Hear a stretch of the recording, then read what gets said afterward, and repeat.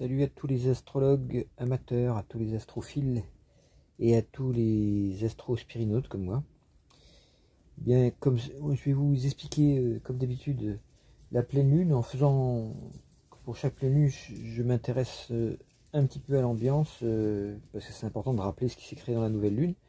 Et je rajouterai une espèce de petit cours d'ésotérisme et de psychologie holistique, pour que vous compreniez comment fonctionne en particulier l'ego, puisque c'est très important en ce moment de comprendre ça.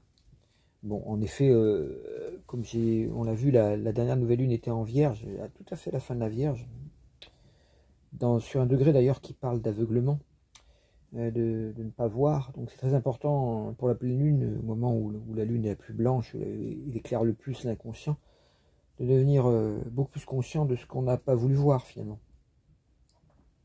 D'où le fait qu'on parlera d'ego. Je vais commencer un petit peu par décrire la situation de cette pleine lune. Bon, elle a lieu exactement à 5h48 le 7 octobre, pleine lune de la balance, donc on appelle ça pleine lune de la balance parce que le soleil est en balance.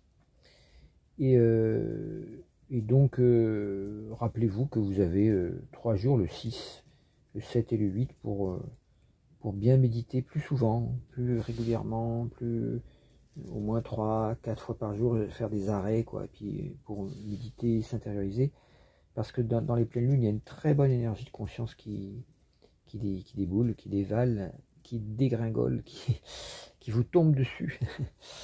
Et il faut se laisser faire, quoi. Il faut se laisser un peu pénétrer par cette douce lumière qui va vous parler en fait de ce que vous devez voir en vous et que souvent vous n'osez pas regarder. C'est le moment le plus heureux, si on veut, pour les psychothérapies, pour les méditations, pour les sophrologies, relaxation, tout ce qui va. Tout moment où vous allez regarder à l'intérieur de vous, essayer de comprendre quelles sont vos mémoires, comment vous fonctionnez, c'est la pleine lune, le moment idéal. Alors évidemment, c'est le moment où on est aussi le plus excité pour aller à l'extérieur, où les désirs, les pulsions sont assez fortes également. Tout est plus fort en pleine lune. C'est comme si la vitalité, la libido aussi, tout augmente. Mais bon, comme je dis souvent, il faut savoir ce qu'on veut dans la vie. Hein. Il y a des choix aussi à faire. Et si on comprend bien, on s'aperçoit que la libido, la force de vie nous est donnée, non pas pour la disperser ou la perdre, mais pour être capable de la diriger vers ce qui contient plus d'amour, plus de conscience, plus de vie. Et pas forcément pour se perdre dans des distractions, même si on en a bien sûr envie à ce moment-là, c'est normal. Bon, alors bon, ça se fait pas par la morale ou par la contrainte, ce que j'explique là, ça se fait par justement la prise de conscience, et la pleine lune, c'est l'occasion des prises de conscience. C'est pas en disant ah ça c'est mal, ça c'est bien qu'on va évoluer. On va évoluer parce qu'on va regarder en soi-même qu'est-ce qui veut émerger, qu'est-ce qui veut apparaître. Et quand on voit ce qui va apparaître, on voit que les manières de fonctionner qu'on a habituelles sont pas toujours aussi intéressantes qu'on le croyait, quoi. Elles contiennent souvent tellement de conditionnements que faut se réveiller, quoi. Faut retrouver ce que les bouddhistes appellent le chemin du dharma, ce que les chamans appellent le chemin qui a du cœur, c'est-à-dire quelque chose qui fait sens dans votre vie, qui fait que quand vous faites quelque chose, vous êtes content, fier de le faire parce que ça fait sens, c'est bénéfique pour vous-même, c'est bénéfique pour les autres, c'est bénéfique pour le monde et pour la nature et tout ça. Voilà. Donc je referme cette parenthèse. Voilà à quoi servent les pleines lunes. Et donc vous pouvez méditer évidemment à l'heure pile, à 5h48 du matin, c'est un peu tôt, mais autant pour les nouvelles lunes, même si c'est à une heure pas possible, je recommande d'essayer de se mettre son réveil, c'est en pleine nuit, pour méditer vraiment à l'heure même de la nouvelle lune, parce que c'est un moment gère pour tout le mois.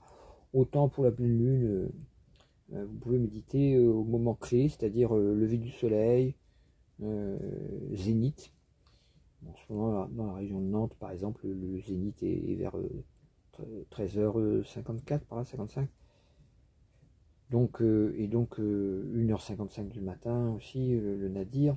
Bon, ça c'est les moments clés pour les pleines lunes, parce que vous avez, avec les axes lever du soleil, coucher du soleil, en même temps que le soleil se lève, la lune se couche, en même temps que la lune se lève, le soleil se couche. Donc c'est intéressant d'avoir ces axes bien occupés par une méditation, parce que c'est comme ça qu'on va capter le mieux Ce que veut nous dire cette pleine lune. La pleine lune, à ce moment-là, reflétant totalement les rayons du soleil, c'est-à-dire la psyché humaine devient capable de réfléchir, c'est le cas de le dire, c'est le double sens du mot réfléchir, hein. Réfléchir, renvoyer la lumière, mais aussi réfléchir, penser autrement, penser plus profondément. Et donc la pleine lune, c'est notre conscience humaine qui devient capable de réfléchir la lumière du soi, la lumière de l'âme. Et donc c'est très intéressant. On va faire une espèce de petit, comme d'habitude, une petite revue de presse astrologique pour voir ce qui est en train de se passer. Bon, d'abord cette pleine lune, comment elle se présente en France. Il y a une conjonction Soleil, Vulcain, Maké en Balance, donc ça c'est l'idée de, je dirais, en maison 2 d'ailleurs, c'est l'idée de, ça parle de budget quelque part, et pour la France, mais ça parle aussi de l'idée, mais qu'est-ce qu'on veut comme type de société? Parce que c'est pas le tout budget, oui, il faut un budget, oui, mais comment est-il fait? Donc il y a Maké en Balance qui nous rappelle que quelquefois il faut pouvoir être héroïque pour sortir de systèmes trop installés pour trouver autre chose. Je rappelle que le soleil en Balance, il est en chute, hein. On dit du soleil en Balance qui est en chute parce qu'il est en exaltation en Bélier, tout simplement, en signe en face. Signe du domicile du soleil, le Lion, signe d'exaltation, le Bélier. Évidemment, les deux signes inverses, le Balance et le Verseau, qui sont des signes d'air, sont des endroits où la conscience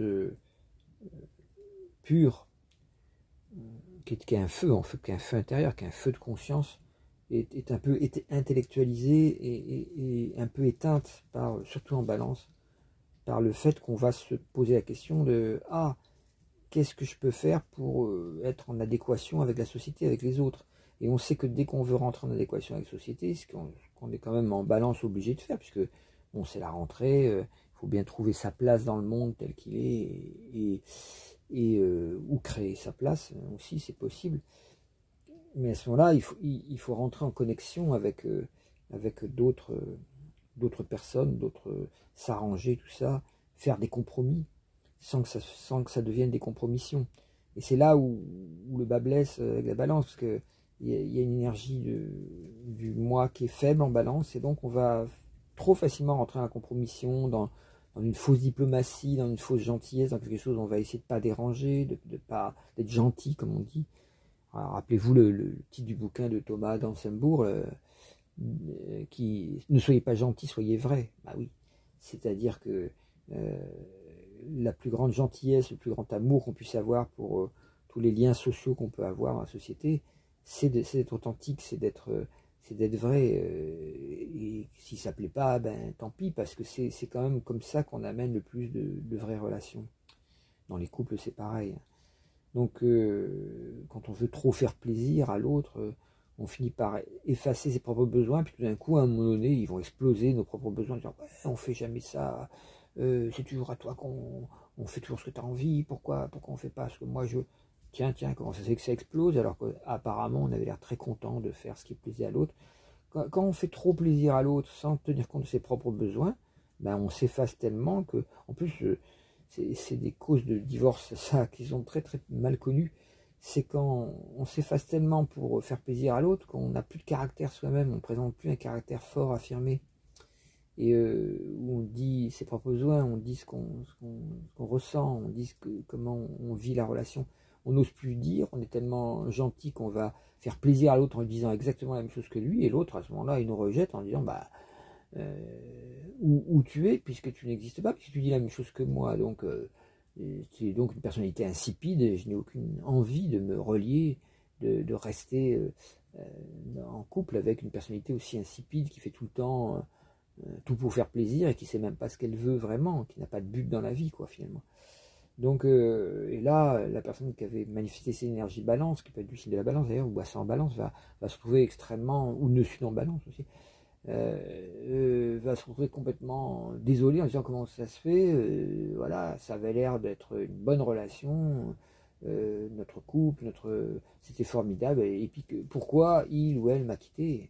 Tout simplement parce qu'elle vivait avec personne, elle vivait avec quelqu'un qui n'était pas présent en tant que personnalité affirmée, hein, en tant qu'adulte, en tant qu'individu qui sait ce qu'il ce qu'il veut, ce qu'il cherche, quoi. Et donc il n'y a rien de plus extinctif, comment dire, qui est un, oui, extincteur, oui, extinctif de la libido, quoi. Si je suis avec personne, si je suis avec une personne qui n'est pas capable d'exprimer ses propres désirs, ses propres, bah, la libido dégringole, quoi. Voilà, c'est à savoir dans les petits conseils de drague pour masculinistes. Non, je plaisante là. J'ai entendu une émission d'affaires sensibles sur un masculiniste qui a tué son mec comme ça, complètement, avec les conseils de drague complètement écœurants, quoi. Enfin bref, c'est quelque chose qui a eu actuellement beaucoup, une espèce de régression des mecs parce qu'ils n'arrivent pas à évoluer vers quelque chose où ils intégreraient mieux leur féminin pour être des vrais mecs, justement. Virilité, ça vient de vir qui veut dire force, courage, et ça a donné le mot vertu et le mot vérité. Donc quand vous êtes dans la vertu, dans la vérité, et que vous avez le courage de défendre la vérité, votre vérité, ça suffit comme virilité. Vous êtes, voilà, pour les mecs, vous devenez désirable par le fait même que vous êtes sûr de vous-même dans l'expression de vos propres pensées, de vos propres... Voilà. Bon, si la masculinité toxique, ça consiste à ressembler à Trump, ou enfin avec des malades comme ça, des malades mentaux qui se croient forts parce qu'ils sont arrogants, violents et méprisants pour l'autre sexe, bon, évidemment, ça c'est l'inverse même de la vraie virilité, quoi. C'est une virilité de compensation, on appelle ça. C'est parce que justement on n'est pas sûr de soi au niveau...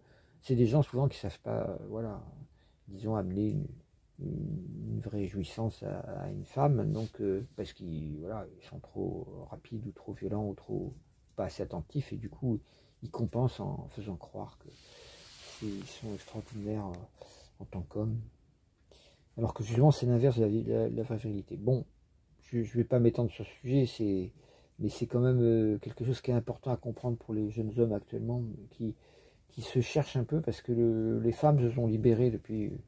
surtout depuis MeToo, mais même avant, elles ont commencé à se libérer depuis une trentaine, une quarantaine d'années, et les hommes peinent à suivre le mouvement pour entrer dans des définitions des genres qui soient plus propres à l'ère du Verseau, qui soient plus ouvertes, plus inclusives, mais aussi contenant plus les valeurs féminines. Bon, à ça, on peut poser le problème aussi du féminisme, évidemment, parce que dans le féminisme, si ça consiste à se bagarrer avec des énergies masculines, arrogantes, agressives, contre les mecs, bon bah c'est pas du vrai féminisme. Ça veut dire qu'on revendique, en fait, sans le faire exprès, sous prétexte d'une lutte qui doit effectivement avoir lieu, on revendique des valeurs de domination, d'agressivité qui sont typiques des valeurs masculines. Donc pour un vrai féminisme, c'est ce qu'on appelle l'écoféminisme. C'est quelque chose qui retourne à la racine, dans l'écologie profonde de l'être, de soi-même, et qui se demande, tiens, comment est-ce que je peux défendre les vraies valeurs féminines qui sont rejetées aussi bien par les féministes que par les masculinistes, j'ai envie de dire tout ce qui finit par isme. C'est-à-dire que c'est comment on revient aux valeurs du cœur, comment on revient aux valeurs de la compassion, comment on retrouve la nature vivante, le corps, le bien-être, la paix intérieure, la méditation, tout ça, que j'appelle aussi des fois la méditation, agir à partir de la méditation et non pas à partir des idées de projets, de conquête du monde qu'on peut se faire dans le mental trop masculin. Voilà, donc ça c'était une grosse parenthèse, parce que la balance c'est bien ça, c'est bien le signe de l'amour, c'est bien le signe du couple, c'est bien le signe de l'équilibre entre l'homme et la femme. Et là, cette pleine lune nous dit, attention, ne rentrez pas dans l'ivresse un peu stupide de se laisser entraîner dans ce qu'attendent les autres de vous, hein. Je rappelle les travaux d'Hercule, où Hercule se saoulait la gueule avec ses amis les centaures, en buvant le vin qui était réservé aux dieux. C'est-à-dire, dans la jouissance un peu stupide du loisir, on oublie que cette force d'amour, de convivialité nous est donnée pour devenir fraternel, pour devenir aimant, pour devenir pas pour nous simplement nous distraire à la surface. Et voilà. Donc reportez-vous toujours à chaque fois qu'il y a les pleines lunes aux travaux d'Hercule, si vous ne les connaissez pas. Ils sont enregistrés sur le site il y a un an de cela, ou un peu plus d'un an, je sais plus. Voilà, donc cette pleine lune, donc Makemake Vulcain, il va y avoir une émergence, on va dire, d'une pensée qui doit se poser la question de comment on vit en société, comment on distribue l'argent dans la société, puisqu'il faut faire un budget, et comment, auprès de qui on le récupère. Alors, regardez ce qui se passe avec la trace de Zuckman, où il y en a qui poussent des hauts cris parce qu'on va demander 2% de taxer de 2% les hyper riches, alors que c'est comme ça, c'est comme ça qu'on taxe déjà les plus pauvres. Mais eux, ils veulent pas être égaux aux autres, ils veulent être tellement supérieurs, ils veulent même pas être taxés à 2% comme tout le monde. Donc ça, c'est vraiment, on est dans des domaines de l'inégalité, on retrouve ce qui a pu créer l'énergie, ce qui a pu créer les révolutions. La Révolution française, je rappelle qu'elle est née au moment où il y avait le soleil qui est rentré en balance en 1792, la première constitution réellement de la République française. Voilà, et donc c'est un signe qui correspond, la Vierge et la Balance sont un signe qui correspond à la France. Et justement, cette pleine lune, elle est ascendant Vierge et le soleil en Balance. Et la part du monde, évidemment, sur 0 degré Balance, c'est-à-dire sur le soleil de la première République française. Bon, ça c'est à chaque pleine lune, hein, c'est pas extraordinaire. Mais voilà, donc la présence de la Balance et de la Vierge et du Bélier repose la question de l'énergie, de qu'est-ce qu'on a créé comme pays particulier en France.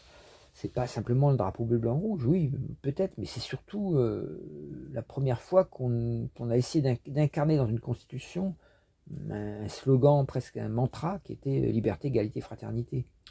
Un mantra dans le sens que ces trois qualités correspondent à des dimensions, on pourrait dire ésotériques, des dimensions sacrées en fait de l'être humain.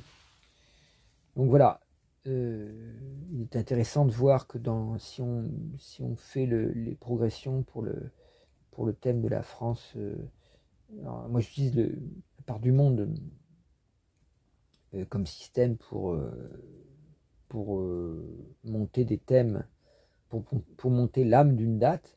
Et donc si on fait la part du monde de la France, de la Première République, le soleil est quand même sur le dernier degré de la Vierge, comme la dernière nouvelle lune. Donc comme cette pleine lune est donc le développement de la dernière nouvelle lune qui nous dit il va falloir vraiment réfléchir à qu'est-ce que c'est que la Constitution française.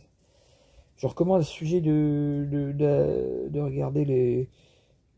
c'est pas le dernier, c'est l'avant-dernier, je crois que c'est l'avant-dernier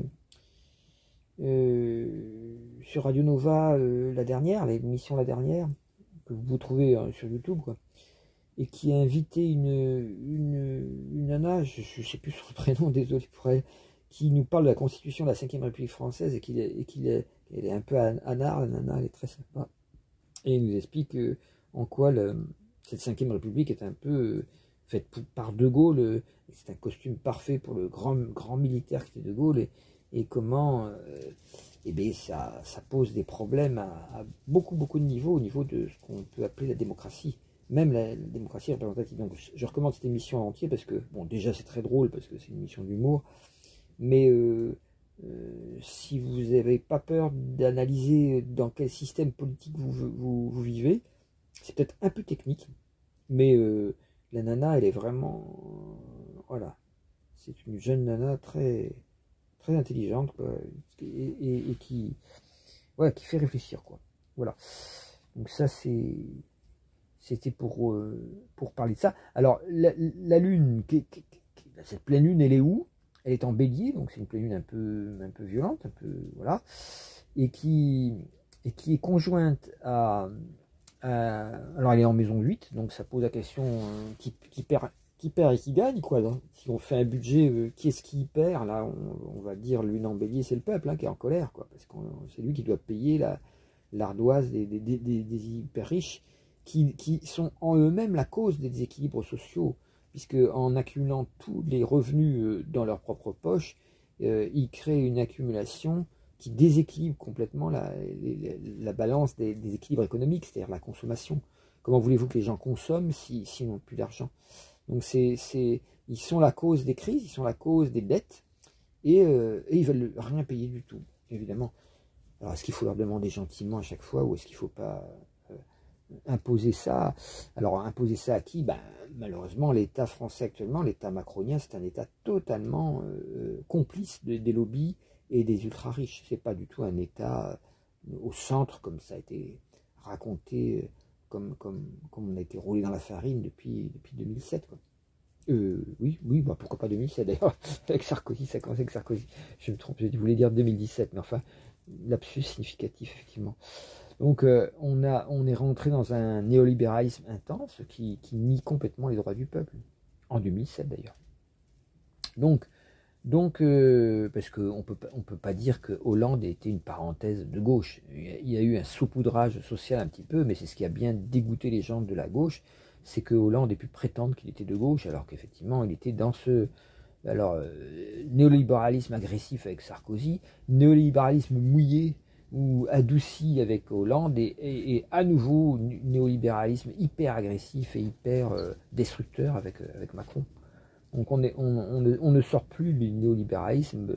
Bon, avec Chirac ça avait déjà commencé, mais c'était un peu le capitalisme à papa, quoi. C'était pas encore bien qu'il posait les pions pour ça déjà. Hein. Il ne faut pas rêver. Le bon monsieur Chirac, avec son air patelin, était vraiment du côté des riches déjà, et du côté des lobbies et tout ça. Il a pris quelques décisions un peu cachées qui montrent ça. Mais disons que c'est un peu avec Sarko que commence la grande magouille générale où les gangsters arrivent au pouvoir en France et s'installent, dirigeant de plus en plus les politiques vers la droite, voire l'extrême droite. Mais bon, on peut, espérons qu'on ne continue pas la série avec Marine Le Pen qui serait et Bardella qui serait le pompon sur la cerise, sur le gâteau de ce concours des injustices, quoi, de ce concours des magouilles et des malhonnêtetés. Heureusement, ces deux, Sarko et Marine, là, sont tous les deux en procès, ce qui indique que ça remue, quoi. Balance, c'est aussi le signe de la justice, et là, voilà. Alors, est-ce que il y a des questions à se poser là aussi, hein. Enfin, bon, je voulais juste finir sur cette lune pour qu'on la comprenne bien.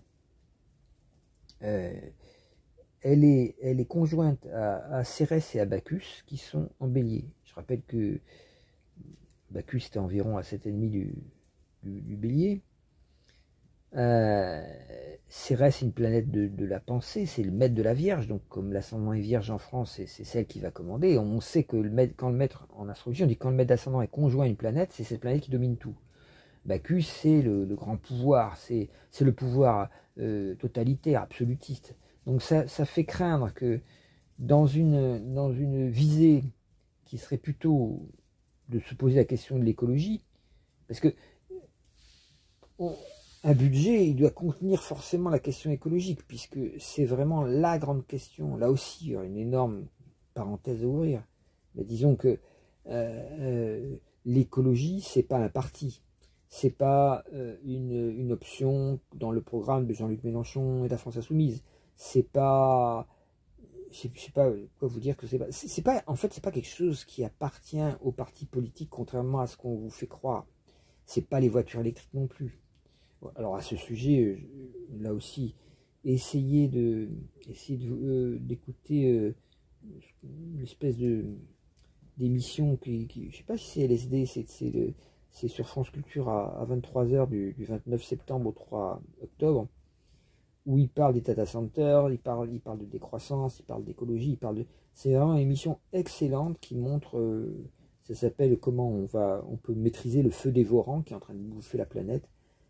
C'est vraiment des visions écologiques vraiment profondes et voilà, et qui posent la question de cet ascendant avec Apollon qui est sur l'ascendant et Vénus également et Orcus à côté, c'est-à-dire ça pose la question de dépollution et comment on fait pour sortir de ça et comment on fait sortir de cette destructivité du système capitaliste, du système néolibéral qui sous prétexte d'aller chercher des ressources ou d'aller chercher des métaux par exemple pour les data centers, pour les batteries en plomb, les voitures électriques, tout ça, la grande révolution écologique selon Macron, quoi, qui est pas du tout, qui est une révolution du lobby nucléaire, encore une fois, donc ça n'a rien à voir avec l'écologie, c'est quelque chose Et bon, il a réussi à faire croire par cet écologisme autoritaire, qui n'est pas de l'écologie, qui est de l'écologisme autoritaire, il a réussi à dégoûter le peuple de ce qu'est vraiment l'écologie. Or, l'écologie, déjà, et d'une, c'est pas ça, et de deux, c'est pas un parti, c'est pas quelque chose auquel on va voter, c'est quelque chose on va tous être obligés de l'appliquer, sinon on va crever. Donc ça n'a rien à voir avec un parti. C'est quelque chose qui doit être appliqué par tout le monde le plus vite possible. Sinon, le changement climatique va déclencher de tels désordres, de telles souffrances, que on n'aura pas l'écologie, on aura le totalitarisme, on aura 84 d'Orwell. Et c'est ce qui est en train de pointer le bout de son museau là, en ce moment. Donc, écoutez ces émissions-là, elles sont très, très intéressantes. Qu'est-ce qui parle aussi? Ah oui, alors il y a une autre émission aussi qui parle de ça. Il y en a plusieurs. Il y avait Aurélien Barraud qui était venu aussi à la Terre au carré. Là. Non, il était interviewé par Denis Chessou. C'était le 28 septembre à 13h. Une émission avec Aurélien Barraud. Bon, il est intéressant. Bon, c'est un grand. Il a un langage très châtié. C'est un astronome, voilà, c'est un grand universitaire qui dénonce un peu les choses. J'aime beaucoup ce qu'il dit aussi, mais bon, c'est quand même un peu un télo des fois dans la manière dont il s'exprime. Mais alors, bon, l'émission phare qu'il faut vraiment pas louper, c'était sur France Inter aussi le 29 septembre, non, c'est pas le même jour, c'est le lendemain, à la Terre au carré, 14h. C'est Réjeanne Sénac qui est venue. Elle a fourni un bouquin qui s'appelle Par effraction, et qui décrit un petit peu comment L214 aussi rentre par effraction les abattoirs. Et c'est sur l'antispécisme et pourquoi il y a seulement 2% de gens végétariens en France. Ce qui est bon, c'est la lanterne rouge, quoi. Ou verte, si vous voulez. C'est la lanterne rouge de 2% seulement de végétariens en France. En Angleterre, il y en a 15%, en Allemagne, des trucs comme ça. Donc on est vraiment les plus en retard de l'Europe à ce niveau-là.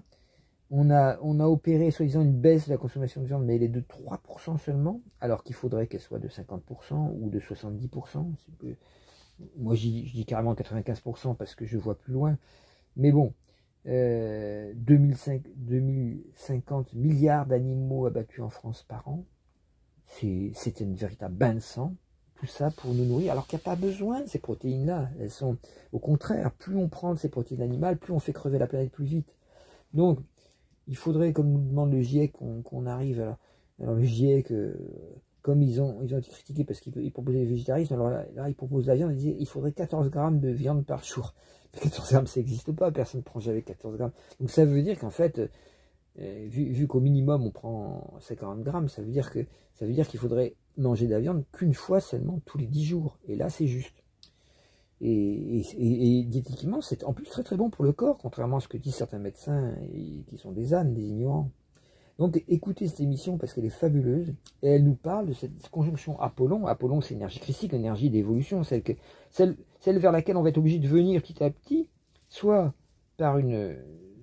parce que c'est la force des événements, la destruction de la nature qui va nous obliger, ou c'est nous qui serons capables de devenir décroissants de manière volontaire. Soit il y aura une décroissance involontaire par crise et par famine et par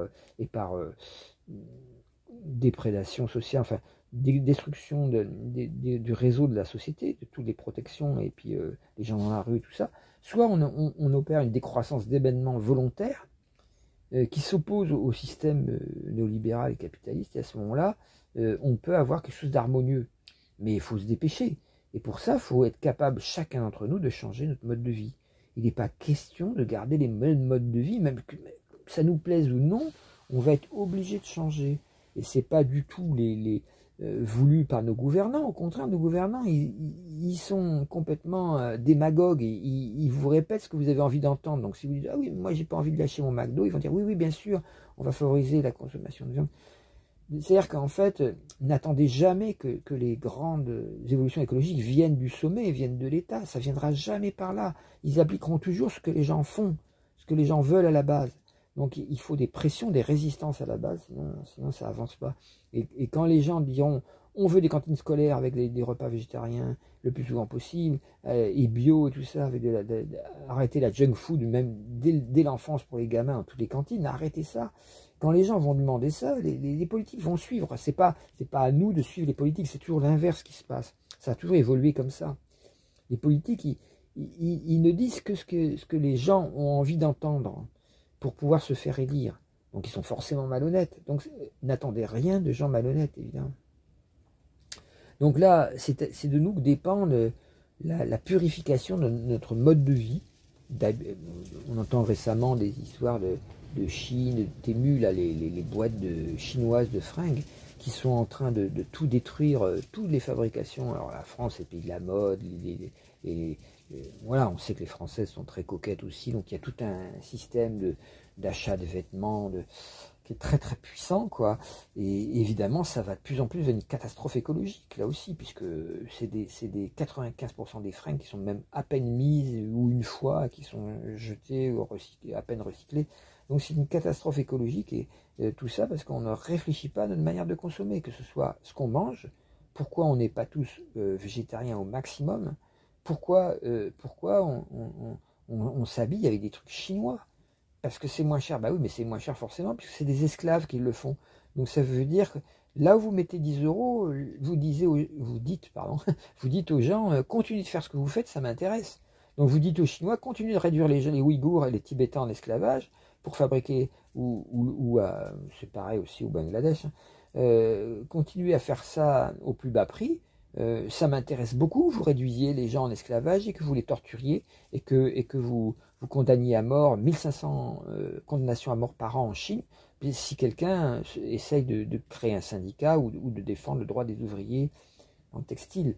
Donc quand vous achetez ce joli petit haut sympathique, ou cette jolie petite jupe qui est, oh là là, c'est vachement sympa, non, arrêtez de raisonner avec vos hormones, même si les hormones c'est bon pour la santé, essayez de vous poser la question, à quoi je sers dans ce monde quand je fais ça? À quoi je rends service? Et vous ne pouvez pas râler dans la rue en levant le poing, ouais, il y en a marre, des révoltes antifascistes comme ça, alors que vous nourrissez le fascisme par chacun de vos actes d'achat. C'est pas possible. Il faut devenir cohérent entre ce qu'on fait et ce qu'on dit. Je sais qu'avec Macron, on n'a pas le bon exemple. Hein. Faites ce que je dis, faites pas ce que je fais. Enfin, il dit des choses, puis il fait toujours l'inverse. Donc, mais on a les dirigeants qu'on mérite. Donc, posons la question, au lieu de se moquer de Macron, comme je viens de le faire, avec grand plaisir, posons la question, est-ce que ça ne vient pas de nous? Est-ce que nous aussi, on n'est pas, on fonctionne pas comme ça? On dit des choses, puis après, dans le secret de nos actes d'achat, on fait exactement l'inverse. Voilà. Donc ça, c'est... Donc vous voyez cette émission là qui est géniale sur l'antispécisme, voilà, c'est sur donc 29 septembre 2025 à 14h, La Terre au carré, qui est une excellente émission qui n'a toujours pas été supprimée parce que France Inter se droitise, se fascise de plus en plus, et donc ils n'ont pas réussi enfin ils ont diminué la durée de cette émission, ils grignotent, mais ils l'ont pas supprimée. C'est quand même un journaliste qui est assez ancien sur la station et qui doit avoir quand même une certaine réputation, ce qui fait qu'on ne peut pas peut-être le virer. Enfin, quoique, il y en a qui ont été virés pour pas grand-chose. Hein. Je rappelle, Guillaume Meurice, tout ça, toute la bande des humoristes excellents qui sont maintenant sur Radio Nova, tous, ou presque. Sauf Walidia, qui est sur Mediapart. Ne manquez pas d'ailleurs sur YouTube, sur la revue de presse de Walidia sur Mediapart, là, qui c'est hilarant à chaque fois et c'est vraiment politiquement extrêmement pertinent, quoi. Un peu comme Christophe Alévêque, quoi. Il y avait pas tellement de Christophe Alévêque de renouveau, quoi, parce qu'il est comment c'est âgé, Christophe Alévêque. Il a un peu mon âge, donc c'est pas extraordinaire, mais c'était l'un des seuls qui avait une virulence de gauche et pédagogique, quoi, qui expliquait les choses tout en faisant rire. Il n'y avait pas tellement, dans l'humour actuel, il y a beaucoup de conneries qui sont dites, mais il n'y a pas toujours un peu d'une critique un peu grossière, mais c'est pas très pédagogique, c'est pas toujours très intelligent. Et là, alors que Walidia, bon ben voilà, ça, c'est la relève, on pourrait dire, intelligente, consciente de ce que faisait Christophe Alévêque avec quelqu'un de très jeune et très, très dynamique et très, très drôle. Voilà. Alors qu'est-ce qu'on a encore dans ce thème?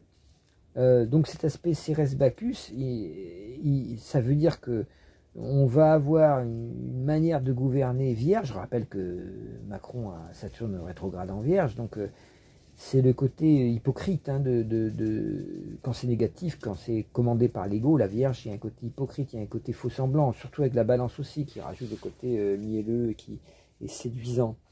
Donc là, on a quelque chose de violent qui va être fait, mais de manière presque en catimini, quoi. Et ça peut énerver beaucoup, parce que la Lune est en maison 8, en bélier, ça peut énerver beaucoup le peuple, quoi. C'est-à-dire que est-ce qu'on est encore, et sous prétexte de rupture avec ce qui a été fait avant, avec ce qu'a fait François Bayrou, est-ce qu'on n'est pas en train de nous vendre exactement toujours la même chose? Il n'y a que Mélenchon qui a été très clair en disant je ne veux plus discuter, quoi, ça suffit. Les tromperies sont tellement grosses comme ça. Et alors, c'est pas très constructif, oui, mais à un moment donné, on peut reconnaître que quand il y a une répétition obstinée de la volonté d'un seul homme, qui est donc Micron Ier, empereur des Français, qui se comporte comme Napoléon III, en ne faisant attention qu'à l'économie et en détruisant tous les droits les uns après les autres pour favoriser l'économie française, c'est ce qu'avait fait Napoléon III, qui a mal fini d'ailleurs, on est en droit de se demander si on est encore en démocratie. C'est donc la rupture un peu radicale est pas mauvaise dans ces cas-là. Malheureusement, cette rupture radicale se fait beaucoup en grande partie du côté de l'extrême droite, et on sait que l'extrême droite n'est jamais une vraie rupture. Au contraire, ils font semblant d'être pour la rupture, puis après une fois qu'ils sont au pouvoir, ils font pire. C'est assez connu. Donc c'est toujours, faut toujours chercher du côté de ceux qui amènent des vraies transformations, que ce soit des gauches organisées comme les partis de gauche, ou l'écologie qui a un agenda tout à fait particulier, bon, qui s'associe beaucoup à la gauche, des fois pour son malheur d'ailleurs, mais bon, ça ne peut pas s'associer avec la droite. Donc en tout cas l'écologie devrait être un sujet complètement libre et à part, qui ne peut pas être de droite évidemment, puisque ceux qui détruisent la planète actuellement, ce sont les ultra riches. Donc il n'y a pas photo, on peut pas être, il n'est pas cohérent de faire de l'écologie de droite, c'est impossible. Et pourtant, il faudrait que tout le monde devienne écologiste. Donc ça veut dire qu'il faudrait que les gens cessent, pour l'écologie, d'être un peu moins de droite, sans devenir forcément de gauche, ni être au centre, dans ce pseudo-centre que parle Macron, mais être un peu, au lieu de raisonner droite-gauche, on pourrait raisonner un petit peu plus verticalement, on pourrait dire, un peu plus au nom de valeurs, de protection de l'humain, protection de la nature. Et ça peut se trouver dans le christianisme, ça peut se trouver dans l'humanisme, ça peut se trouver dans la spiritualité, ça peut se trouver dans quelque chose de plus vertical, de plus voilà. Et évidemment, ça propose quand même une critique du capitalisme outrancier et du néolibéralisme actuel, forcément. Donc ça peut pas être, on me le dit, ça peut pas être ni de droite ni d'extrême droite. L'évolution qui doit venir ne peut être pas. Voilà. Donc il y a une colère là. Comment va-t-elle s'exprimer? Voilà. Au niveau de cette pleine lune, il y a quelque chose, il y en a marre, quoi. Et le danger s'exprime sous forme d'une fausse rébellion, parce que la rébellion, la révolte doit être construite à l'intérieur. C'est indignez-vous, disait Stéphane Hessel. Indignez-vous, c'est-à-dire réfléchissez à pourquoi vous êtes contre, au nom de quelle valeur vous êtes contre quelque chose. Parce que sinon, la rébellion qui est simplement une éruption réactive, ça donne les réactionnaires. Et les réactionnaires, ils n'ont jamais amené rien de bon. Ils s'indignent pas, en fait. Ils sont juste en colère, comme Pascal Praud, là, sur ses émissions BFM TV, enfin le CNews, enfin toutes ces espèces de, toute la galaxie de fausses presse, de fausses informations dirigées par Bolloré, tout ça, qui est un peu le système fake news américain, c'est à peu près la même chose. Voilà, ils ont des fausses colères, quoi. Ils se mettent en colère, comme Madame Michu contre le prix de la vie, contre le prix de la vie chère, mais ils vont pas chercher les causes. Donc ça, c'est inquiétant. Alors, cette conjonction, cette opposition sur les lunes, la nouvelle lune, la pleine lune, donc Balance Bélier, elle est carrée à Proserpine en Cancer, donc on est obligé de parler de Proserpine, et qui est relié à Jupiter en Cancer, qui s'éloigne un peu de Proserpine. Mais on a des valeurs, les valeurs féminines, elles sont là. Voilà, elles sont. Ça peut être le féminisme, l'écoféminisme, bien compris. Ça peut être tout ce qui va chercher à manifester les émotions du cœur. Et on sait à cause de l'ego dont je vais parler dans une deuxième partie, qu'en fait les émotions du cœur sont mal comprises. Elles sont transformées en émotions de tromperie. Donc attention aux tromperies organisées. Bien que cette énergie Jupiter conjoint à Proserpine, Basilio de Répré, c'est une conjonction large, mais qui existe en maison 10, ça pourrait ne pas être une tromperie si on est attentif aux vraies valeurs de cœur et pas ceux qui font semblant d'être dans la compassion ou dans l'écoute ou dans la diplomatie, alors qu'en fait ils sont en train d'essayer de tromper, voilà, comme le cornu qui mérite bien son nom, quoi, le malin, le trompeur. Voilà, donc attention à... Alors, cette conjonction Jupiter-Proserpine qui peut représenter aussi les femmes, ou le féminin, ou la spiritualité, c'est-à-dire tout ce qui va chercher comment peut-on vivre maintenant les valeurs du cœur, comment on peut les réintroduire quelque part dans le politique, quoi, ce que j'appelle la pôle éthique. Donc ça, il y a un grand trigone d'eau Saturne-Jupiter, qui fait qu'on est dans une phase possiblement de redressement, alors qu'on a l'impression en France que c'est la catastrophe. Le dharma, pour chaque pleine lune, c'est Saturne, toujours pour chaque pleine lune. Saturne est rétrograde en poisson. Ça veut dire qu'il est revenu en poisson pour nous dire, et si on faisait à nouveau attention à la compassion au peuple, aux plus démunis, à ne pas aggraver la situation des plus faibles revenus. Et ça, c'est en train de se manifester. Ça, par exemple, ça se manifeste beaucoup avec l'énorme solidarité pour Gaza, à cause du génocide, qui mérite bien son nom de plus en plus, et c'est vraiment le ghetto de Varsovie qui est recréé inconsciemment par des gens qui sont d'origine juive. Enfin oui, qui sont hébreux, donc c'est israéliens, donc forcément ils sont juifs, mais je veux dire qui renient leurs origines, puisqu'ils s'attaquent à un peuple qui est également d'origine juive, puisque les Palestiniens, c'est un peuple sémite comme eux. C'est ceux qui n'ont pas émigré avec la diaspora dans l'année 70 du 1er siècle après Jésus-Christ, quoi. Ils n'ont pas émigré, ils n'ont pas été chassés, ils ne se sont pas enfuis, quoi, comme l'ont voulu les Romains. Et donc, à cause de leur révolte, tout ça, et donc ils ont continué à résister en se répandant dans le monde en essayant de garder leur religion, le peuple élu selon la loi de Moïse, quoi. Mais ceux qui sont restés sur place ont gardé de manière cachée cette même loi de Moïse, et après, au 7e siècle, ils se sont convertis, 7e siècle, 8e siècle, ils se sont convertis à l'islam petit à petit, puisqu'il n'y a pas une énorme différence entre les trois religions du livre, et c'était pas forcément une trahison. Donc quand les Israéliens tuent des Palestiniens, ils tuent leurs propres frères.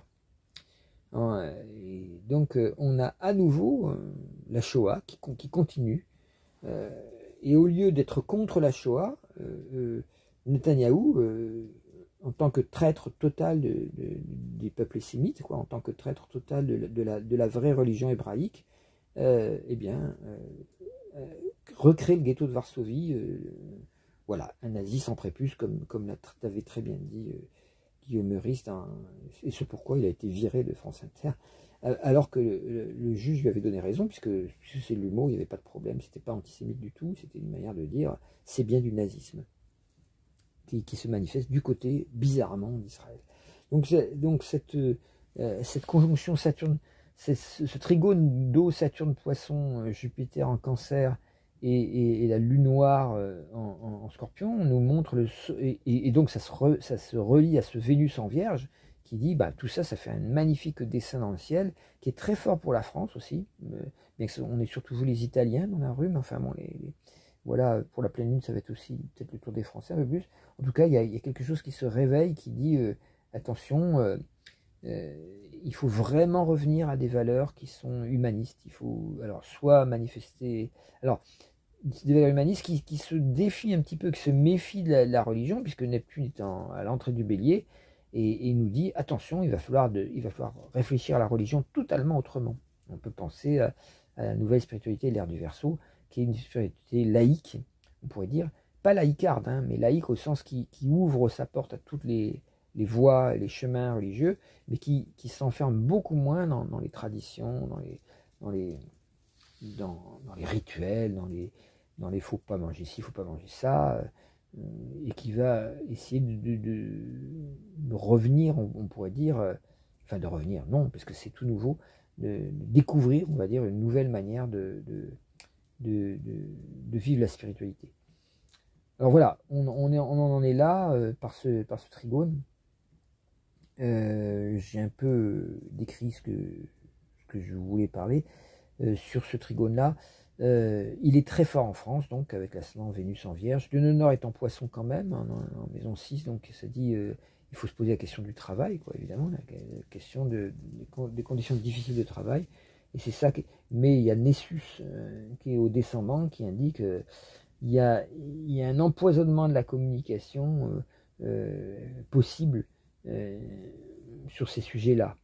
Donc, ok, il faut s'intéresser en fait à comment chacun gagne sa vie et comment ça peut prendre une dimension collective profonde par les institutions, par les droits syndicaux, par les droits à des salaires décents par rapport au prix de la vie, à l'inflation, tout ça. Ok, tout ça, mais il ne faut pas que ces sujets-là soient récupérés par des gens qui sont complètement dans la négativité.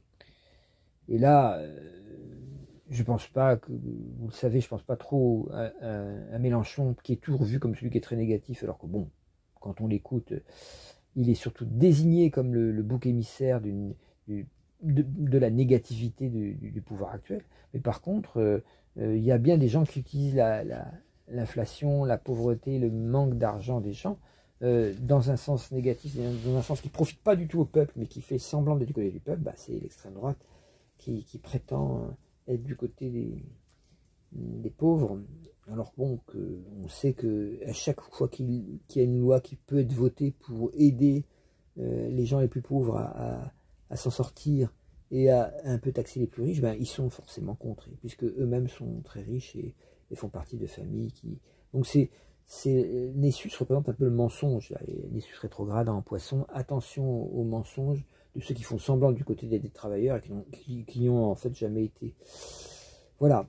Donc ce Vénus en Vierge, alors Vénus était également en chute, hein, en Vierge, donc on voit que cette dimension du cœur, bien sûr, elle doit se manifester au mieux, mais elle peut être aussi un peu engluée dans des histoires trop techniques, trop de discussions parlementaires, le parlementarisme. Voilà. Donc,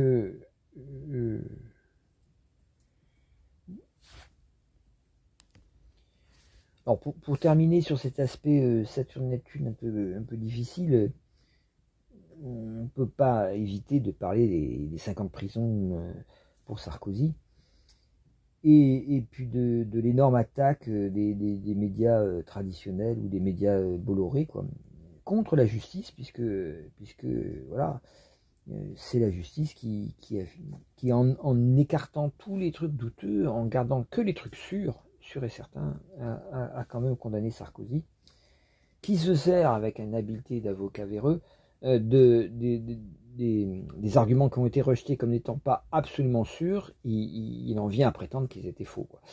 Alors qu'ils n'étaient pas faux, simplement un jugement ne peut pas, à la de prison, ne peut pas porter sur des choses dont on n'est pas absolument sûr. Donc ils ont été écartés, et non pas écartés comme faux.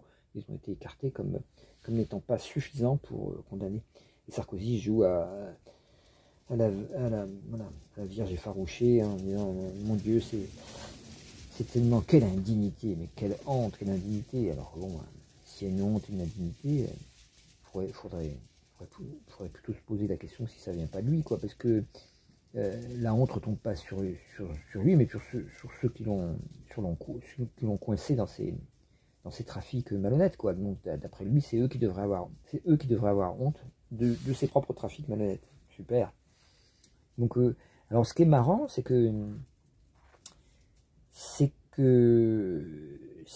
Sarko, c'était, comme je l'ai dit, un précurseur du néolibéralisme agressif en France, et un précurseur de toutes les manipulations populistes dès 2007, hein, avec son Karcher, je vais aller chercher, voilà, où on désigne le bouc émissaire des émigrés comme étant forcément la cause de tous les maux. C'est très pratique pour planquer, en fait, l'écran de fumée, pour planquer le fait que les maux viennent essentiellement des ultra-riches et des lobbies néolibéraux qui grignotent petit à petit tous les droits du peuple, quoi.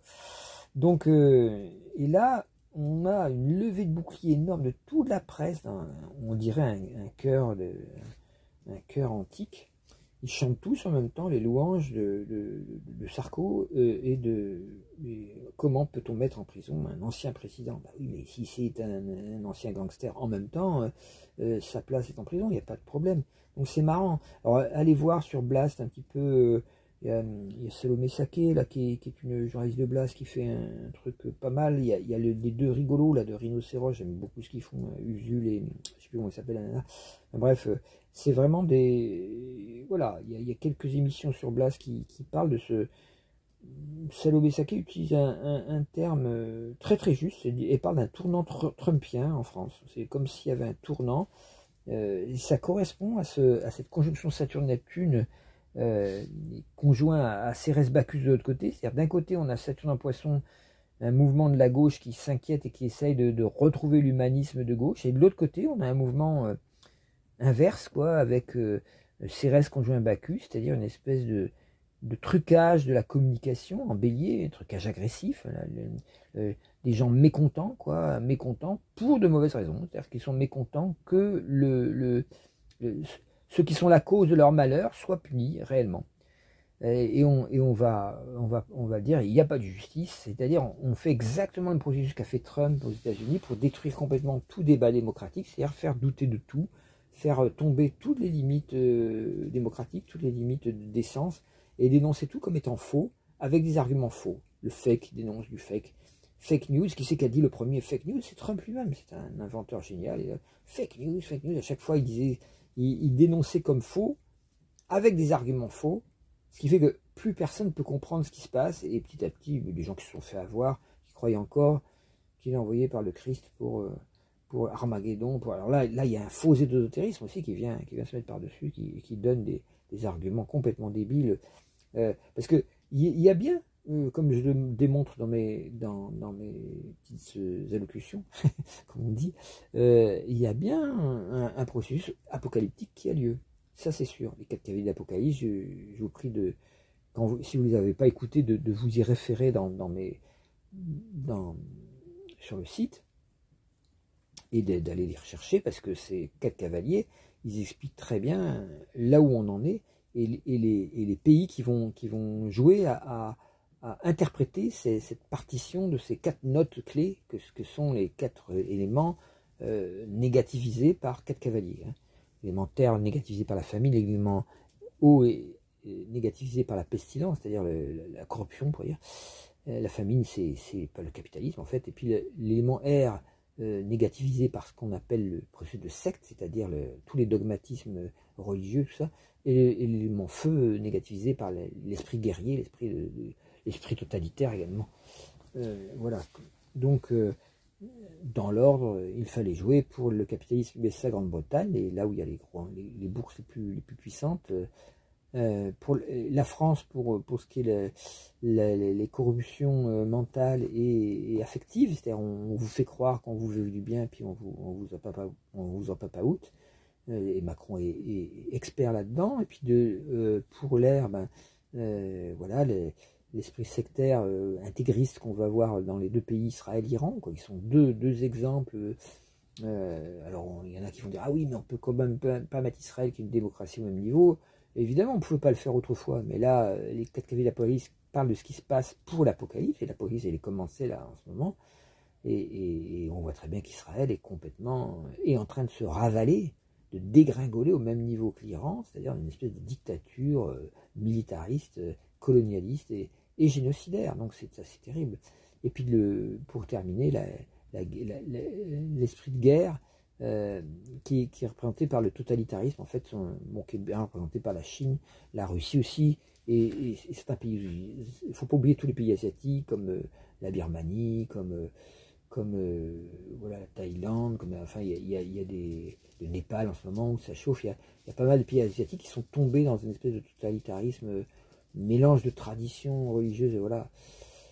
Enfin bref, donc, et la Russie qui n'apparaît pas dans les pays pour la bonne raison qu'il est au centre il est au centre de ces quatre éléments. C'est le dernier élément, l'éther, c'est-à-dire la cause profonde de ce pourrissement général, le côté satanique ou diabolique de la pensée, quoi, qui est représenté par Poutine, qui est vraiment, qui manifeste la corruption et la négativité dans les quatre domaines à la fois.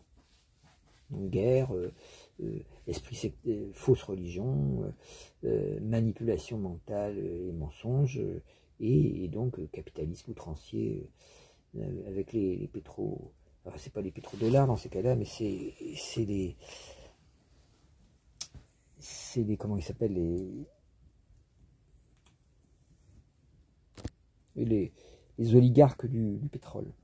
C'est ça que je voulais dire. Donc dont il est à la tête, dont il a fait une mafia, dont il s'est mis à la tête. Donc on pourrait dire la mafia, quoi. Donc cette mafia, elle est son extension, cette pieuvre mondiale, c'est le poutinisme en tant qu'idée clé, qui est la démocratie, c'est de la merde, rien de tel qu'un bon totalitarisme. Et évidemment, les Chinois sont d'accord. Hein.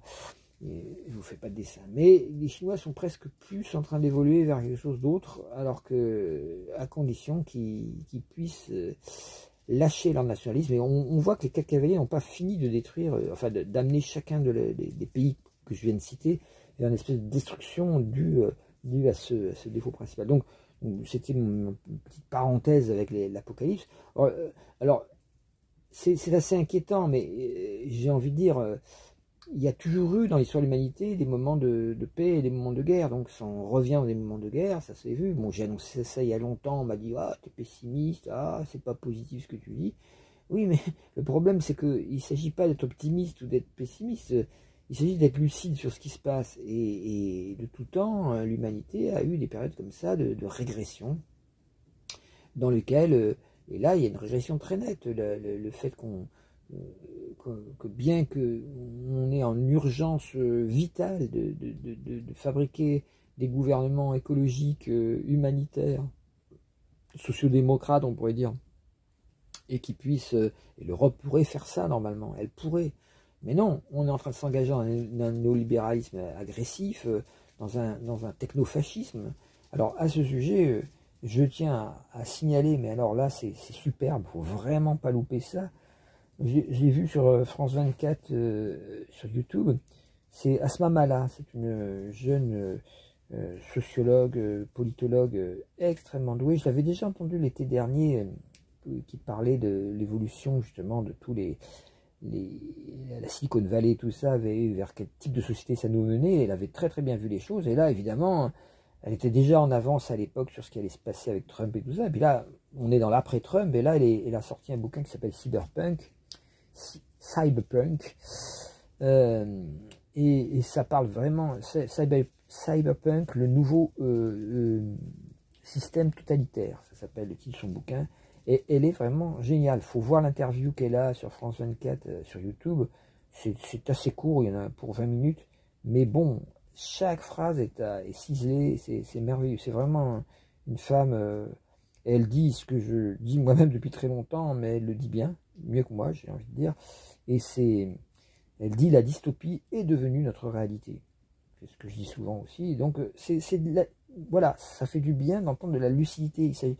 Le véritable optimisme, c'est malgré l'apocalypse, malgré cette destruction organisée par une espèce de technofascisme qui est en train de monter, on reste lucide et on décide de résister de manière positive. C'est-à-dire, l'optimisme, c'est de se dire, ceux qui résistent, de toute façon, ils en tireront toujours quelque chose de positif. Alors que si on se laisse aller à ce mouvement collectif de dégringolade, de perte de la démocratie, eh ben, on va se retrouver tous dans un système poutinien mondialisé. Là aussi, j'invite ceux qui croient que c'est les États-Unis le problème. Ceci dit, ne se rendent pas compte que les États-Unis, les années 70-80, avec la CIA, toutes les magouilles de la CIA, le Pinochet, tout ça, les Chicago Boys, tous les saloperies qu'ont fait les Américains dans le monde entier, le système américain s'est retourné différemment au moment d'Obama. Hein. D'abord, il y a eu l'effondrement des tours qui les a fait passer dans un système encore plus agressif. Puis après, Obama qui a inversé les choses un petit peu pour modifier. Et là, à nouveau, et puis là, il y a eu cette influence des hackers russes qui a fait que Trump est passé en 2016 et après, le système de hacking, il a fonctionné très bien aussi avec Palantir, tout ça, avec des néo-fascistes comme Peter Thiel ou Musk, ce qui fait qu'il n'y a même plus besoin des hackers russes pour fabriquer une espèce de fascisme généralisé, de fake news généralisé, qui fait qu'on arrive à convaincre des braves gens du peuple qui sont en manque de boulot, qui sont au chômage, qui sont mal dans leur peau, qui n'arrivent plus à réfléchir à comment fonctionne la politique tellement ça devient compliqué. Ben on a réussi à les convaincre par des manipulations par informatique, par les boucles d'algorithmes totalement pervers. On arrive à les convaincre que Trump c'est le nouveau Messie presque. Voilà. Il y en a encore qui croient ça. Voilà. Donc la Trumpisation actuelle du monde, parce que c'est quand même le pays le plus puissant au monde, là, les États-Unis, ne vient pas directement de Trump, elle vient de Poutine. C'est le plan de Poutine qui est en train de se réaliser. D'ailleurs, ça se voit. Qui c'est qu'elle a eu la dominance pendant la réunion en Alaska? C'est Poutine. Il est tellement habile, c'est un joueur d'échecs extrêmement malin. C'est le malin avec un M majuscule.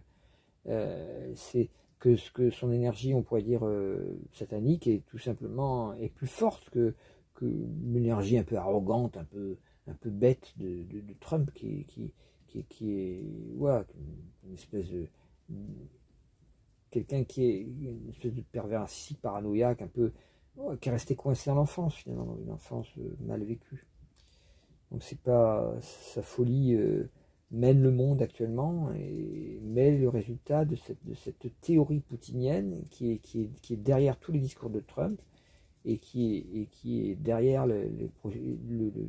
qui est celle du KGB, qui est celle du FSB, qui est celle du grand roi des frayeurs dont parlait Nostradamus. Le grand roi des frayeurs, ça veut dire le prince de ce monde, ça veut dire celui, le grand chef de gouvernement qui instaure les systèmes de gouvernement par la peur.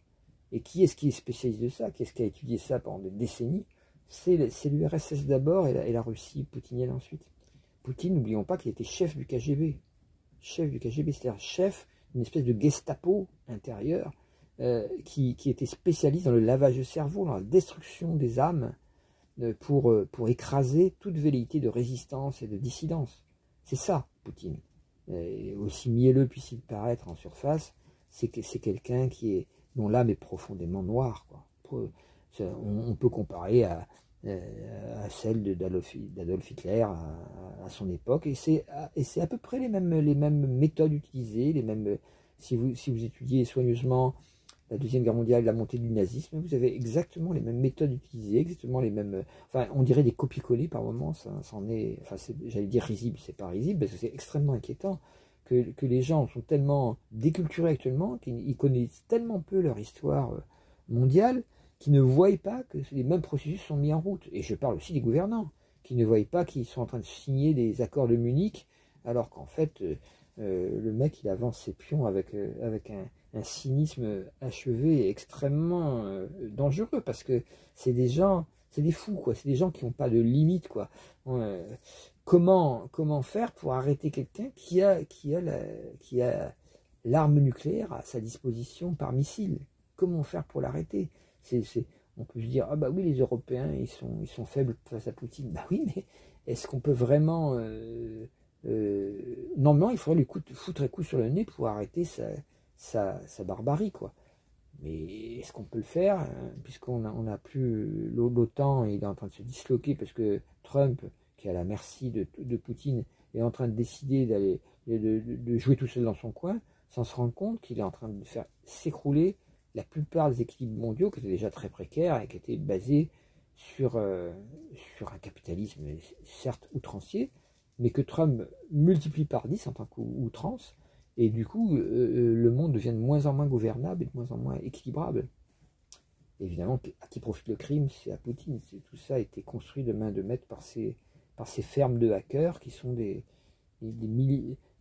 des milliers de hackers qui travaillent sur ordinateur et qui chacun crée 1 millier de comptes faux avec des faux noms et tout ça pour manipuler les opinions en Occident, puisque on est suffisamment faible pour avoir des opinions qui circulent et voter après.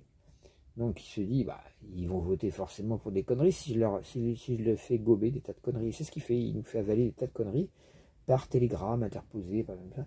Donc le complotisme a un aspect négatif très net qui vient de Trump ou de l'ésotérisme faux à l'américaine.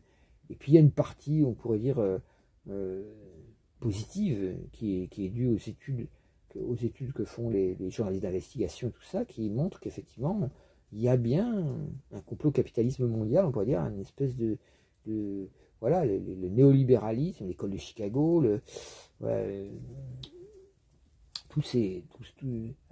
Hayek, Milton Friedman, tous ces grands idéologues qui sont des faux gourous dramatiquement dangereux, ont fondé une espèce de loi très bien décrite dans Naomi Klein, la stratégie du choc, une espèce de loi de conquête du monde qui est bien un complot en soi-même. Donc le complotisme a deux faces, une face fake news, on pourrait dire, une face dangereuse parce qu'elle est la répétition des théories de Poutine qui sont faites pour intoxiquer les démocraties de manière à ce que les gens votent n'importe comment.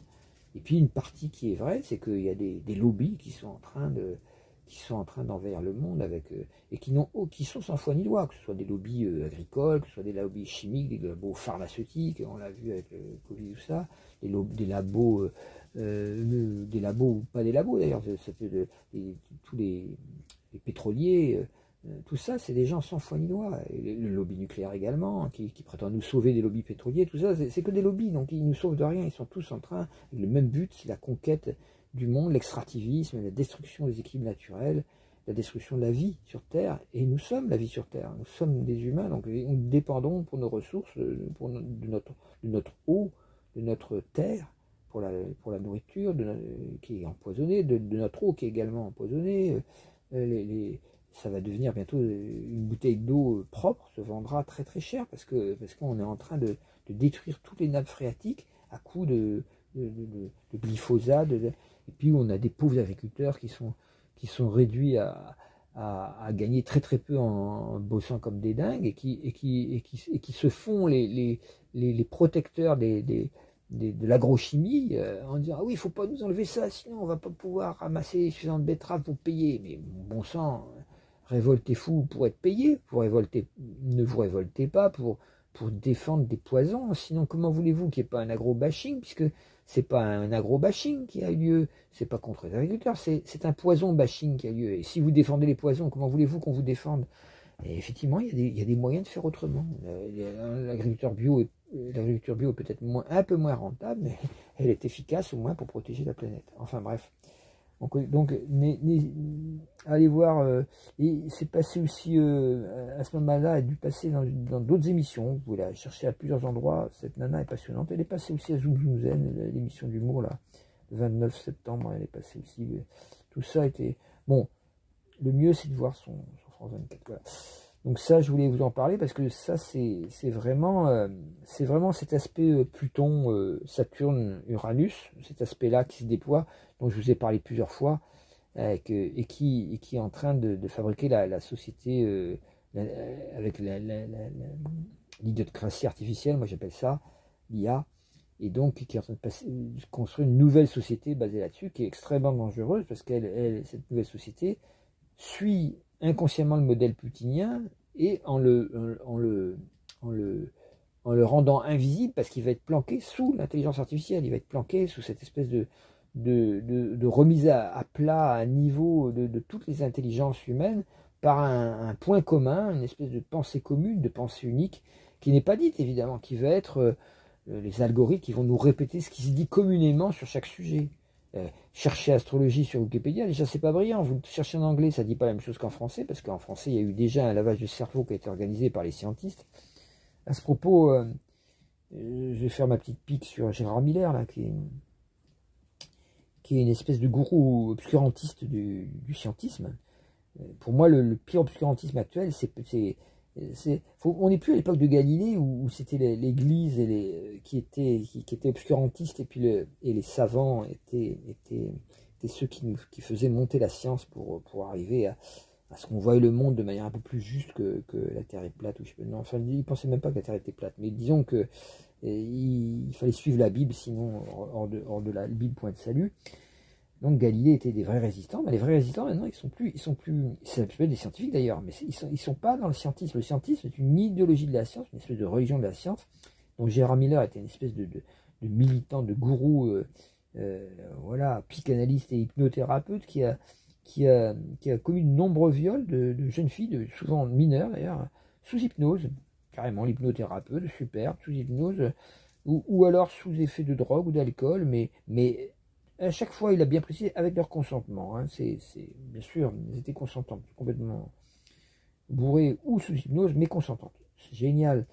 Alors, on pourrait se demander, puisque c'est quelqu'un qui est très militant de la destruction de toutes les thérapies. Alors là, il fait un beau cadeau aux hypnothérapeutes, qui est quand même une thérapie excellente pour pouvoir aller loin en particulier dans les traumas de vie antérieure, c'est excellent. Il fait une belle pub pour eux. Et alors, on pourrait se demander ce que fait la Miviludes contre ce genre de mecs, parce que la Miviludes est censée nous protéger contre les gourous sectaires, là. En voilà un gourou sectaire qui est anti-énergie de vie, anti-thérapie holistique, anti-spiritualité vivante, anti-vraie laïcité, donc, parce que la vraie laïcité, c'est pas c'est pas une doctrine matérialiste, athéiste, dogmatique et agressive qui dit hors de la science point de salut, la science est le nouveau Dieu et tous les autres sont des fous. C'est ce que dit Gérard Miller, quoi. En gros, je résume. Et là, bon, on a vraiment que fait la Miviludes, pourquoi ils ne le dénoncent pas? Peut-être parce que eux-mêmes sont dans cette idéologie dangereuse qui nous empêche d'évoluer vers une union de la médecine officielle, la neuropsychologie, les médecines voilà, qui évolutives, quoi, et avec une union avec les médecines dites alternatives, la naturopathie, même le Reiki est remboursé en Suisse par la Sécurité sociale, parce qu'il y a des preuves scientifiques que ça fait que les malades vont beaucoup mieux avec, 50% de guérison en plus. Voilà, la méditation, dans tous les hôpitaux américains, dans les centres de cancer, 50% de guérison en plus grâce à des méditations. Qu'on soit bouddhiste, chrétien ou même athée, tout le monde va méditer. En France, on est hyper en retard à cause de ce genre de réactionnaires comme Gérard Miller, et on découvre qu'en plus, il va tripoter des petites filles, enfin, c'est des jeunes filles, c'est pas des petites filles, mais enfin, bon, contre leur consentement, c'est, voilà. Et ce type-là se permet de faire des leçons de morale à tous les thérapeutes, à tous les gens qui méditent, en leur disant, ouais, vous êtes des sectes, quoi. En quoi méditer tranquillement, en allumant une bougie devant soi, ou en ayant même un gourou indien comme Ama ou comme Muji, qui sont pas du tout des gens qui prennent pouvoir. C'est le pouvoir de l'amour, ça n'a rien à voir avec l'amour du pouvoir. Ils font croire à tout le monde que c'est l'amour du pouvoir. Donc, c'est eux, la preuve, c'est bien eux qui sont l'amour du pouvoir. La preuve, c'est qu'ils exercent un pouvoir complètement ignoble sur des jeunes femmes, en les manipulant, alors qu'elles viennent pour se faire aider. C'est vraiment dégueulasse, quoi. C'est vraiment ce qui est le plus dégueulasse. Voilà, appel à Miviludes, au lieu d'agresser des thérapeutes qui n'ont souvent rien fait de mal, ou qui sont à l'origine de méthodes qui sont souvent très valables, eh bien, posez-vous la question de qui sont les plus dangereux, et posez-vous la question de qui sont les défenseurs de cette théorie des sectes et des médecines alternatives qui seraient hyper dangereuses, qui seraient des charlatans, ou les astrologues qui seraient des charlatans, tout ça. Toutes ces théories qui sont, voilà le genre de personne de qui ça vient. Je vais terminer par le petit mandala que vous voyez à l'écran. Je n'ai pas le moyen de changer d'écran, donc voilà. Je voulais vous dire que dans tout ça, quand on voit la lune en bélier, qui est l'expression un peu directe de soi-même, et puis le soleil en balance, le besoin d'équilibre avec la société, j'ai envie de parler de l'ego mental, parce que ce qui pose toujours problème dans une société, c'est le fait qu'elle est constituée de gens qui sont pris dans le monde de l'ego. L'ego, c'est une espèce d'auto-hypnose intérieure, et c'est souvent mal compris. Donc j'ai fait un petit mandala où on retrouve feu, air, terre, eau. Si vous pouvez, il y a 4 quarts dans le mandala, comme vous le voyez. Et en haut à droite c'est le feu, en haut à gauche c'est... non, en haut à gauche c'est le feu, en haut à droite c'est l'air. Donc les volontés et les pensées. Puis en dessous de la ligne d'horizon, bah, vous avez en bas à droite les sentiments, l'eau, et en bas à gauche les sensations, la terre. En gros, dans la vie collective, ça va être la vie politique du côté du feu, la vie culturelle du côté de l'air, la vie matérielle du côté de la terre et la vie affective du côté de l'eau. Donc quand vous voyez ce mandala, je vais vous décrire, et c'est à vous de vous reconnaître dedans, parce qu'on a tous un ego, on a tous quelque chose qui se crispe autour d'une peur. Une peur de ne pas être à la hauteur, d'une peur de ne pas être aimé, d'une peur de ne pas être reconnu. Tout ça fabrique l'ego, et c'est ce qu'on appelle quelquefois en spiritualité le personnage, qui n'est pas nous-mêmes, en réalité, notre vrai moi profond, notre âme, comme dont parlait Jung, est beaucoup plus libre que ça. Mais il va falloir passer par la destruction partielle de l'ego pour pouvoir monter au niveau du moi d'abord, et puis destruction du moi petit à petit pour pouvoir monter au niveau de l'âme. Alors ces destructions sont plus ou moins violentes, hein. Je dis le mot destruction, c'est un mot un peu dur, mais ça ne fait pas de cadeau non plus. C'est-à-dire que si vous restez en l'ego, vous devenez vous-même destructeur pour la société, pour vous-même. Donc on n'a pas tellement le choix. On pourrait dire, on est obligé, la vie conspirant, je dis souvent ça aux gens qui viennent me voir en thérapie, la vie conspire à votre évolution. La vie, la conscience conspire à votre évolution. C'est-à-dire s'il y a une grande conspiration mondiale, c'est celle-là. Alors c'est pas la peine d'être complotiste contre ça. Par contre, puisque c'est plutôt très positif. Donc, mais ça va forcer contre votre ego, et toutes vos souffrances, d'où qu'elles viennent. Apparemment, elles viennent de l'extérieur, bien sûr, parce que c'est indéniable que la réalité extérieure n'est pas toujours, loin de là, facile à vivre, surtout dans les systèmes politiques qu'on nous prépare. Mais néanmoins, c'est l'ego qui, à l'intérieur de nous, est la source de ce conflit, de cette lutte avec le monde extérieur que l'on a. Et cet ego, tant qu'on ne le voit pas, tant qu'il reste inconscient, eh bien, il devient la source de beaucoup de souffrances, de conflits, de relations qui ne fonctionnent pas, d'abandon, d'échecs, etc. Donc c'est assez, on pourrait dire toute la souffrance psychologique que nous avons, elle vient de là, de notre manque de conscience de l'ego. L'ego étant un processus de peur qui ne veut pas de la conscience. C'est une espèce de statu quo qui ne veut pas de la conscience elle-même, parce que la conscience lui fait peur, la vérité fait peur. On peut rejoindre ce qu'on a dit avant avec pourquoi 95% des gens ne sont pas végétariens quand on sait que que ne pas l'être va entraîner des souffrances terribles pour nos enfants et nos petits-enfants. Pourquoi on n'a pas cet amour de nos enfants et de nos petits-enfants? Au contraire, on va manifester cet amour, dire, viens mon chéri, je vais te payer le McDo pour ton anniversaire. Ah, super, on va apprendre à l'enfant à lier l'idée de plaisir à l'idée de McDo. C'est horrible ce qu'on fait. Et ça, c'est lié à l'ego. C'est-à-dire qu'on ne comprend pas les processus en entier. Donc, bien sûr qu'il faut faire un plaisir à l'enfant pour son anniversaire, mais ce n'est pas la peine de le conditionner à aimer la viande, alors que la viande est en tant que processus, c'est-à-dire, chaque fois que vous mangez un beefsteak, je dis souvent, il y a un arbre de la forêt amazonienne qui s'écroule, forcément, hein, c'est automatique. Si vous ne l'achetez pas, l'arbre est maintenu, mais si vous achetez un beefsteak ou un McDo, aussitôt il y a un arbre de la forêt amazonienne ou de n'importe quelle forêt du monde qui s'écroule par une suite de chaînes alimentaires et économiques obligatoires. Le Mercosur va encore augmenter ça. Donc voyons un petit peu dans ce mandala comment ça fonctionne. Il y a 4 égos différents, alors, qui finissent tous par devenir l'ego mental au centre, qui va donner le moi. Mais c'est intéressant de voir de quel côté vous êtes. Alors, d'un côté, si on regarde ce mandala, en haut c'est les projets, et puis les croyances et en bas c'est les émotions et les mémoires, tout ce qui est à l'intérieur de vous et tout ce qui va se manifester à l'extérieur. Les croyances étant ce qu'on manifeste à l'extérieur. Du côté du moi, on a les identifications physiques, on se prend pour ce corps, et du côté des autres, on a les projections psychologiques, on prend les autres pour ce qu'on imagine sur eux, tout simplement. Donc là, vous avez le grand mandala, et donc ça va donner dans les interfaces, par exemple, on va commencer par en bas, à gauche, du côté de la Terre, du côté du monde des sensations, de la vie matérielle, vous avez l'ego bloqué. Alors c'est quoi un ego bloqué? c'est ce que j'appelle souvent la normose, c'est-à-dire c'est des égos qui ils sont pris dans la vie matérielle au point de ne pas vouloir évoluer. Il y a une forme de conservatisme, d'avidité, d'appropriation, c'est le sens de la propriété, tout ça, le sens du matérialisme, de la consommation. On est comme si on se prend pour son ventre, quoi, en fait, c'est ça. Et en même temps, il y a quelque chose de saturnien, saturnien cérétien, c'est fermé, c'est bloqué, ça ne veut pas s'ouvrir, c'est l'inverse de l'air qui est en face. On n'arrive pas à s'ouvrir, on reste enfermé dans ce qu'on a vécu tout le temps. On répète les habitudes comme si c'était ça la vie, quoi.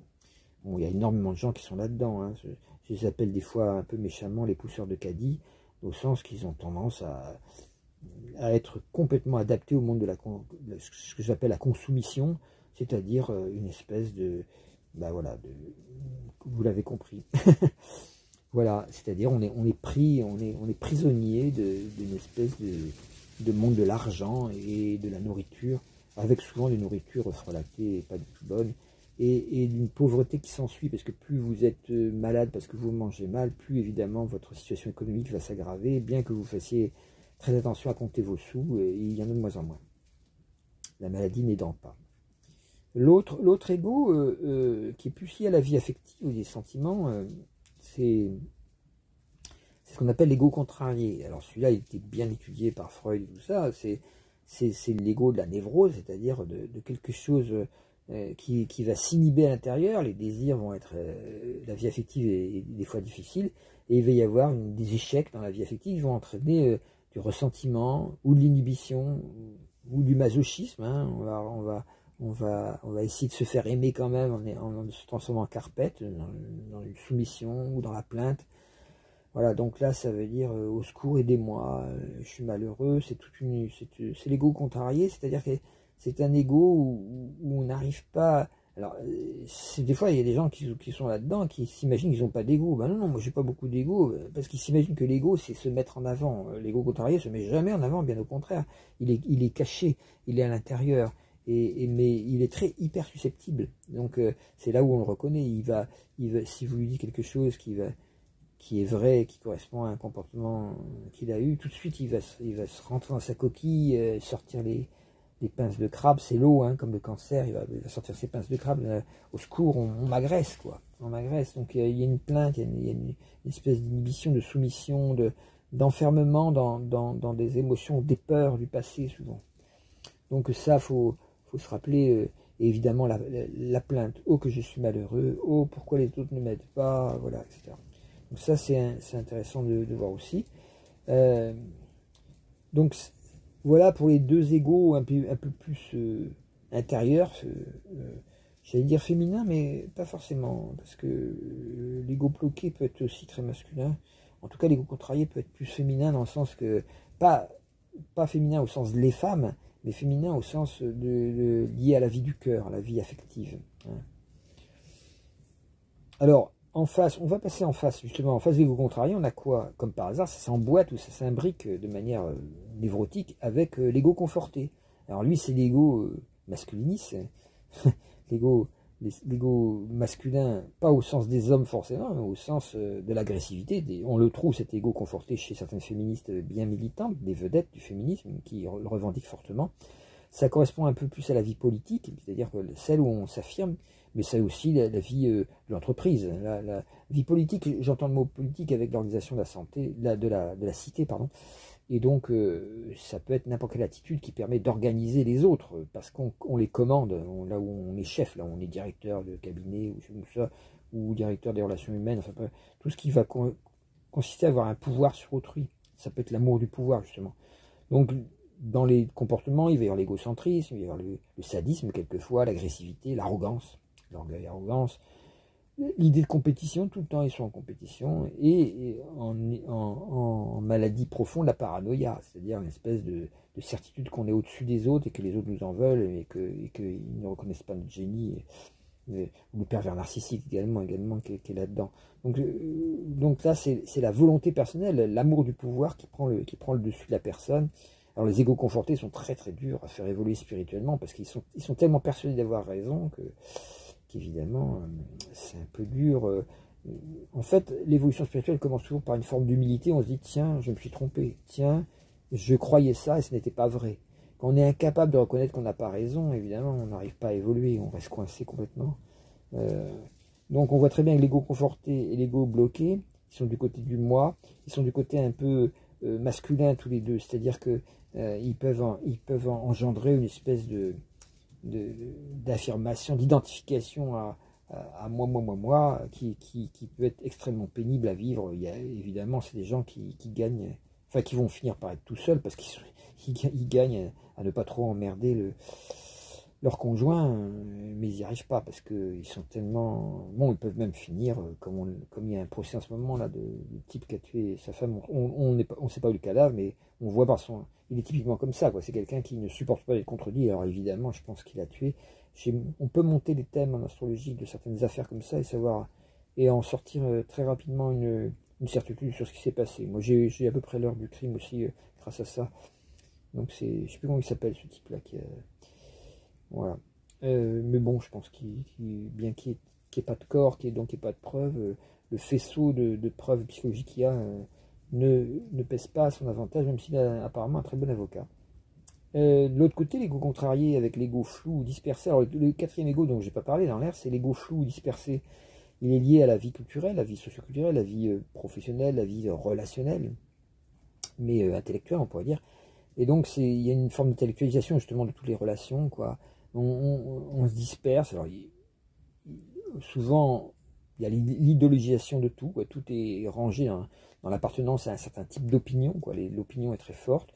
Ou alors, c'est l'évasion, les distractions, les illusions, quoi.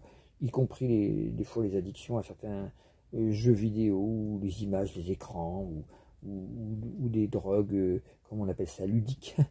Voilà, donc c'est le côté je me disperse, l'ego flou dispersé. Alors, certains égos flous jouent à alterner entre l'ego conforté et l'ego contrarié. Quand ils sont trop arrogants et qu'ils se font claquer le beignet, tout d'un coup, ils passent tout de suite en ego contrarié. Oh là là, on m'a agressé, je suis la pauvre victime. Et puis, en tant que contrariés, ils vont se plaindre et on va essayer de les aider à voir, par exemple, pendant que thérapie, à voir mieux comment ils se racontent une histoire. Et aussitôt, ils vont passer en égo conforté en disant non, non, pas du tout, c'est pas vrai, j'ai raison. Donc, ça, c'est des égos flous qui sont avec lesquels les thérapeutes s'arrachent les cheveux parce que, en fait, on pourrait dire, dans ce côté, du côté des pensées, l'ego flou, c'est un ego un peu malhonnête, on pourrait dire, quelqu'un qui est incapable d'avoir un regard honnête sur la vie, sur lui-même, sur les autres aussi. Donc il invente sans arrêt des costumes qu'il oblige les autres à enfiler, et il enfile lui-même sans arrêt des costumes mensongers. C'est le roi des opinions erronées et puis des commérages, quoi, à la terrasse des bistrots, sur un tel ou sur un tel. Donc voilà, on voit que ces quatre égos fabriquent l'ego mental d'auto-hypnose. C'est-à-dire qu'il faut bien savoir qu'on ne voit pas son ego parce qu'on est auto-hypnotisé par lui. Et quand en méditation on commence à voir, tiens, je fonctionne comme ça, j'ai peur de ça et je veux ça, c'est très intéressant parce qu'on s'aperçoit que c'est pas brillant. C'est pour ça que les gens ne veulent pas méditer, parce que quand vous commencez à méditer, vous commencez à voir en fait votre propre ego, et c'est pas beau à voir. Au secours, c'est vraiment pas beau. Et on se dit, ouais, j'ai pas envie de me voir comme ça. Et du coup, on arrête de méditer. Et oui, mais c'est ça la méditation, c'est ça le but, c'est que vous voyez votre ego, parce que plus vous voyez votre ego, plus vous pouvez vous en détacher. Et plus vous en détachez, plus vous êtes heureux, plus vous découvrez la joie, vous découvrez l'amour, vous découvrez la paix surtout, parce que l'ego ne nous laisse pas tranquille, il nous rend inquiets, il nous rend paniqués, il nous rend angoissés. Donc, et puis vous découvrez aussi ce qu'on peut appeler le dharma, c'est-à-dire la faculté d'évoluer vers quelque chose d'extrêmement positif, de rendre service au monde. Alors justement, pour ne pas rester dans le négatif, je vais vous donner un peu les 4 solutions pour terminer. Alors, du côté de l'ego bloqué, c'est quoi les solutions ? Il faut débloquer. Donc déjà, il faut savoir que dans un mandala, la solution, c'est toujours aller chercher en face la solution. C'est-à-dire que dans l'ego bloqué, il faut aller chercher des ouvertures du côté, la vie culturelle, tout ça. Il ne faut pas rester à planter des choux dans son champ et à râler contre le monde entier, parce qu'on ne les vend pas assez cher. faut aller voir, voilà, s'intellectualiser, aller voir le monde, avoir des opinions. Voilà. C'est-à-dire que dans un premier temps, l'ego bloqué va s'améliorer en ayant un ego plus flou, plus dispersé, plus ouvert sur le monde finalement. Mais évidemment, il risque de tomber en face et d'avoir les deux à la fois. Alors que la vraie solution, elle est mise sur le côté, bah, c'est l'écologie extérieure, bah, tout ce qui est bio, permaculture, l'alimentation végétarienne, ou l'alimentation bio en tout cas aussi, ça c'est l'écologie extérieure qui va vous permettre et l'écologie intérieure surtout, c'est-à-dire les yogas, qigong, tout ça, tout ce qui va être un travail sur le corps, et ce que j'appelle la biosanté, c'est-à-dire la naturopathie, les médecines alternatives, l'acupuncture, enfin, l'homéopathie, ce qui permet les médecines énergétiques, les médecines holistiques qu'on appelle ça. Tout ça, ça vous permet de voir que le monde, il y a un monde dans l'écologie qui est peu connu de la plupart des gens. Ils croient que l'écologie, c'est les voitures électriques de Macron, alors que c'est pas du tout ça. Des centrales nucléaires partout, sinon rien. Non, l'écologie, c'est revenir à la maison. Et votre première maison, c'est le corps. Donc c'est l'intérêt pour le corps. Et libérer le corps, ça veut dire le purifier, le dégager de tous les poisons qu'on y met dedans. Et donc, voilà. Et plus vous achetez bio, plus vous dites à des gens qui respectent la terre et qui ne l'empoisonnent pas, continuez à faire ce que vous faites parce que vous m'intéressez. Évidemment, ça leur permet de vivre. Parce qu'en ce moment, les gens sont en train de revenir. Après le Covid, ils étaient branchés sur le bio, tout ça, sur le corps et sur le yoga. Là, ils sont tous en train de revenir en arrière sous prétexte que ça vaut trop cher. Non, en général, vous allez payer beaucoup moins cher si vous mangez bio, parce que à l'achat, apparemment, c'est plus cher, mais au niveau de la santé derrière, c'est beaucoup, beaucoup, beaucoup moins cher, parce que vous ne serez pas malade et vous pouvez tenir. Quelqu'un qui mange bio et végé, j'en vois plein qui ont 90 ans, qui sont encore en pleine santé, qui font leur jardin. Donc, il y a bien une preuve mais bon, les scientifiques des labos ne se sont pas penchés là-dessus, donc vous n'avez pas de statistiques là-dessus. Eh oui, mais il faut regarder autour de soi, c'est simple à voir. Ne serait-ce que les anciens qui mangeaient uniquement les légumes de leur jardin et qui vivaient jusqu'à presque 100 ans. Et ça se voit encore avec les Japonais. Il y a l'île d'Okinawa, l'île des centenaires. Hein. Si vous regardez comment ils mangent, ou les Hunza, il y a des peuples comme ça qui sont quasi végétariens. Et qui fabrique des centenaires à la pelle. Donc l'ego bloqué, il est souvent bloqué par des poisons dans l'alimentation et dans les habitudes de comportement. L'ego contrarié, pour le remettre en route, eh bien, il faut aller voir en face l'ego conforté. Il faut reprendre du poil de la bête et être capable de dire non. Par exemple, non, je veux pas de ça, je n'ai pas envie que tu m'obliges à faire ça. Ah, ouf. Tout d'un coup, la personne s'affirme, se libère. Et évidemment, elle peut tomber après, il prend trop goût et tomber dans l'ego conforté de l'autre côté. Enfin, en général, à chaque fois que vous passez par le centre du mandala, par l'équilibre avec l'opposé, vous avez l'occasion de sortir du système. Bon, là, quelle est là aussi la sortie la meilleure? Ben, ça va être les psychothérapies, évidemment, qui vont vous amener un peu à trouver votre vrai moi. Et ce que j'appelle la vie spirinotaire conviviale, c'est-à-dire tout ce qui va consister à vivre ensemble de manière plus rapprochée que dans l'isolement total des blocs d'HLM où chacun échange chez soi devant son petit écran, son petit ordinateur, son petit boulot, sa petite bagnole, et bien isolé de tout, et sans amour, et dans une solitude effrayante qui peut mener d'ailleurs au suicide. Non, la vie spirituelle, c'est des gens qui choisissent de vivre ensemble en mettant la spiritualité en commun, et ce qui fait que ça crée une harmonie fraternelle dans les relations, quoi. Une convivialité qui n'est pas celle, la convivialité franchouillarde, habituelle. Quoi.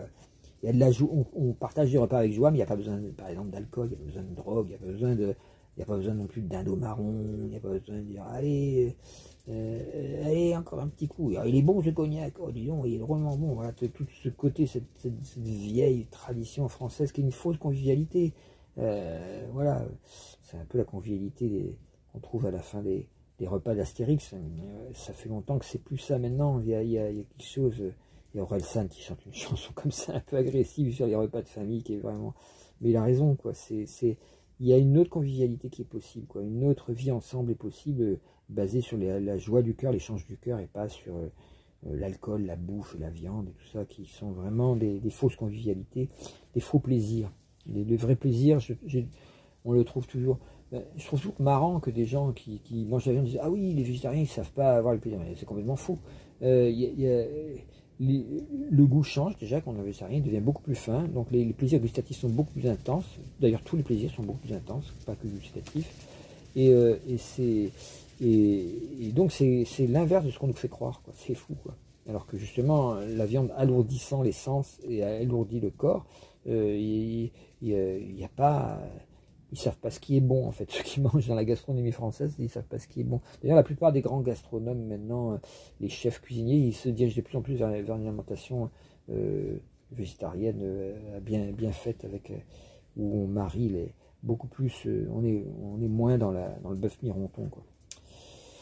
Voilà, donc ça crée une vie affective bien meilleure, où on sort de la névrose, justement, où on a une vie sexuelle, une vie relationnelle plus harmonieuse, l'affectif est plus... Le cœur s'ouvre, on va dire ça comme ça. Alors, l'ego flou, on va passer à l'ego conforté en face. Comment on peut changer ça? C'est pareil, l'ego conforté, il faut l'amener à être un peu contrarié de temps en temps. Alors, c'est des gens que... on peut penser aux psychothérapies que fait Didier Pleu, qui sont pas tendres du tout, qui disent à quelqu'un qui est comme ça, un peu... tu veux la fermer ta grande gueule, quoi. Je rigole, mais c'est presque ça. C'est-à-dire qu'en fait, il y a des gens... Il y en a qui croient que la thérapie, ça consiste toujours à être écouter l'autre, bien sûr, en grande partie, la plupart des névroses on a besoin de poser de la parole dessus et de se sentir écouté, accueilli, bien sûr. Mais il y a des gens qui sont tellement, en particulier les pervers narcissiques, les paranoïaques ou les gens comme ça, ils n'ont pas besoin qu'on leur fasse ça. Ils ont besoin en premier qu'on leur dise non, là, non, tu te trompes et je ne changerai pas d'avis et je peux te le prouver. Parce que c'est des gens qui sont tellement dans l'orgueil qu'ils ne se rendent pas compte, qui se trompent et qui entraînent beaucoup d'autres, ils font souffrir beaucoup d'autres autour d'eux, c'est comme Bernard Arnault qui fait souffrir tout un pays parce qu'il appuie sur les politiques qu'il a sous sa manche. Bolloré, c'est pareil, pour leur faire dire ce qu'ils veulent. Et surtout, non, il n'est pas question que je paye 2% d'impôts alors que je suis multimilliardaire. Ces gens-là ont une arrogance terrible et ils ont besoin d'être contrariés, qu'on leur dise, si, tu les paieras parce que tu es français et que tu dois participer aux hôpitaux, aux écoles, tout ça, comme n'importe quel français. Pourquoi tu profiterais que de ton jet privé dans lequel tu brûles environ 1000 fois plus de CO2, tu fabriques 1000 fois plus de CO2 que n'importe quel Français moyen, et il ne faudrait pas que tu payes pour les hôpitaux, parce que le CO2, oui, ça fait des morts par la pollution, ça fait des maladies. Voilà, ces gens-là sont d'une telle arrogance qu'ils ne veulent pas se remettre en question. Donc là, il faut les contrarier, il faut leur dire, non, il n'y a pas de raison, tu gardes le pouvoir si tu te gourres à ce point-là. Pensez à ce qui se passe actuellement en France. Il y a certains égos très très confortés. Alors, la solution positive, à part d'être contrarié, de passer par revenir au centre, donc par le point opposé, comme je viens de faire, l'autre solution, c'est d'aller directement vers la solution. La solution, c'est les résistances. Les résistances, ce que j'appelle la politique, c'est-à-dire à la place de la politique, qui est un peu la recherche de l'amour du pouvoir, on va se mettre l'autre feu, c'est le pouvoir de l'amour, ce qu'on appelle le seva en Inde, c'est-à-dire se mettre au service des autres, du monde, ce que j'appelle la pôle éthique, comme la flotte Sumud, la fameuse flotte, qui est la flottille humanitaire qui est partie pour apporter des vivres à Gaza, qui a été évidemment arrêté, puis les vivres ne sont pas du tout rentrés, évidemment, parce que les Israéliens, ils veulent vraiment, c'est un génocide réel, donc il n'est pas question de donner à manger, il faut qu'ils crèvent, c'est ça le but, soi-disant, avec toujours le prétexte du Hamas, qui est agité comme un hocher par Trump ou par Netanyahou, c'est assez horrible, quoi. Mais voilà, donc cette flottille, cette flottille Sumud, là, vous pouvez voir ça sur Blast aussi, enfin bon, ils en parlent aussi. Elle a été soutenue par des centaines de milliers de manifestants dans le monde, actuellement. En Italie, c'est dingue, quoi. Et tout ça, tout s'opposé au génocide. Donc ça, ce ghetto de Varsovie là, qui est organisé à Gaza,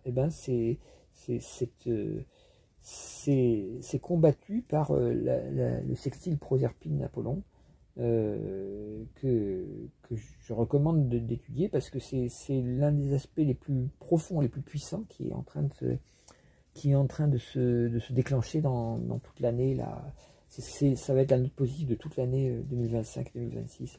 Ce sextile Proserpine en Cancer, Apollon en Vierge.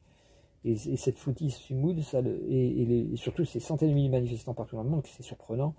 Ça montre bien qu'on a cette évolution qui est en train d'avoir lieu. Les peuples sont en train de se réveiller au niveau du féminin, du cœur, voilà, c'est la vérité, la justice et l'amour reprennent du poil de la bête face à ces espèces d'ogres de pouvoir que sont les Trump, les Netanyahou, les Xi Jinping, les Poutine, les Macron, tout ça, c'est des... Voilà. Alors Macron, étant la France était un pays vierge, Macron peut avoir quand même tendance à entendre, puisque ça reste une petite démocratie, hein, cette 5e République, il peut quand même entendre ce qu'il dit là. Je recommande aussi je vais vous le joindre aussi le message d'Ama au monde pour son 72e anniversaire. Message d'Ama magnifique qui correspond exactement, Proserpine étant la mère divine, Apollon étant la lumière, message christique d'amour et de conscience, qui est magnifique et qui donne bien ce que doit faire le monde actuellement par rapport à ce qui se passe. C'est un très très beau message. Je conseille à tout le monde vraiment de l'écouter, ou pour ceux qui comprennent l'anglais, ou de le lire, parce que c'est vraiment un message qui nous dit vraiment ce qu'il est possible de faire maintenant dans l'état actuel du monde. Alors pour terminer, donc le SEVA, le sens du service, être au service du monde, c'est un peu ce que recommande Ama, c'est un peu ça, c'est les résistances et ce que j'appelle la pôle éthique. Et du côté de l'ego flou dispersé, ben, là il se rééquilibre en se bloquant, l'ego bloqué en face, il faut qu'il se bloque sur quelque chose, c'est-à-dire qu'il se fixe un petit peu, puisqu'il est tout le temps en train d'aller à droite à gauche et sans arrêt de changer, il faut qu'il se fixe sur quelque chose, qu'il reste sur un objet un peu avec persévérance. Parce que sinon, si on passe sans arrêt, par exemple, d'une thérapie à une autre, ben, il n'y en a aucune qui marche, comme par hasard. Et il faut rester sur un objet, et puis, bon, il ne faut pas non plus devenir obstiné et passer dans le sens inverse, dans un ego totalement bloqué, qui ne bouge plus. Mais il est intéressant d'éviter ce côté flou en disant, ok, je termine ma démarche en entier, je prends en compte les résistances ou les difficultés que j'ai à avancer dans mon yoga ou dans ma thérapie ou dans ça, mais je persévère, je continue et je maintiens une autodiscipline à ce niveau-là. Et évidemment, l'autodiscipline fonctionne, elle amène de la terre en fait, elle réenracine la personne, ce qui fait qu'étant réenraciné, elle se retrouve au milieu aussi. Alors là aussi, une fois que ce mouvement est fait, de rééquilibrage par le point en face, parce que je rappelle, à chaque fois, c'est la conjonction des opposés, ce dont parlait Jung, c'est par le point en face du mandala qu'on peut équilibrer. Vous pouvez faire ça avec tous les points du mandala. À chaque fois que vous avez un point, vous regardez le point exactement en face qui passe par le centre et ça rééquilibre. Donc, le côté positif de l'ego flou dispersé, bah, c'est qu'est-ce qui peut équilibrer le mental en lui-même, bah, c'est l'astrologie tout simplement. L'astrologie, au lieu que vous pensiez avec des copier-coller de ce que vous avez vu sur Internet, les algorithmes d'Internet sont vraiment la fausse pensée, l'idiotie artificielle, comme j'appelle ça, c'est-à-dire comment on copie-colle sans arrêt des fake news avec des vraies infos et on mélange tout et ça fait un truc imbuvable. L'astrologie permet, si elle est bien pratiquée, d'avoir une vision extrêmement nette des structures conceptuelles qui sont valables et de celles qui sont des purs mensonges. On le voit immédiatement parce que les structures de mensonges sont contraires à ce que dit le cosmos, alors que les structures de vérité qui nous concernent nous-mêmes ou qui concernent le monde, moi vous remarquerez dans mes interprétations, je mélange toujours les deux parce que on peut pas les séparer. Ça alterne. Ce que vous vivez intérieurement, vous le portez aussi dans l'extérieur. Est-ce que l'extérieur vous vous influe sur vous intérieurement? Donc il n'y a pas de séparation à faire entre moi et le monde. C'est une illusion. C'est la Maya qui nous fait croire qu'on est séparés. On n'est pas séparés du tout. On est venu dans ce monde avec ce corps-là et cette forme-là, ce genre-là, cette appartenance sociale-là, cette capacité mentale ou physique ou émotionnelle là, ou spirituelle aussi, et il faut faire avec, faut jouer sa partie le mieux possible. C'est comme un jeu de cartes quand vous jouez une petite belote, là, ou n'importe quoi, on vous distribue des cartes, il va falloir faire le jeu avec ces cartes-là. Même si des fois elles ne sont pas toujours excellentes, en général c'est celles qu'on a écopées parce que souvent il y a des vies antérieures qui fait que si on a été trop égocentrique dans une vie antérieure, dans la vie suivante, comme par hasard, on va souffrir de l'égocentrisme d'autrui, on va souffrir de... Voilà. Alors là, l'astrologie, c'est-à-dire, pour préciser, ça c'est là une technique, parce que c'est la meilleure technique à mon avis. Forcément, j'en ai essayé beaucoup, et j'ai fini par choisir celle-là. Bien qu'elle soit difficile à pratiquer, c'est vraiment la meilleure, la plus puissante en tant que science de l'âme, quoi. Mais c'est ce qu'on peut appeler aussi le dharma. Si vous vous intéressez au bouddhisme ou à l'hindouisme, on parle du dharma, c'est-à-dire l'ensemble des enseignements spirituels. Ils indiquent un chemin. Alors évidemment, le thème astrologique permet de spécifier exactement le chemin spirituel que vous avez à suivre, parce que c'est votre chemin spirituel à vous, parce que vous êtes fondé par ce type d'énergie.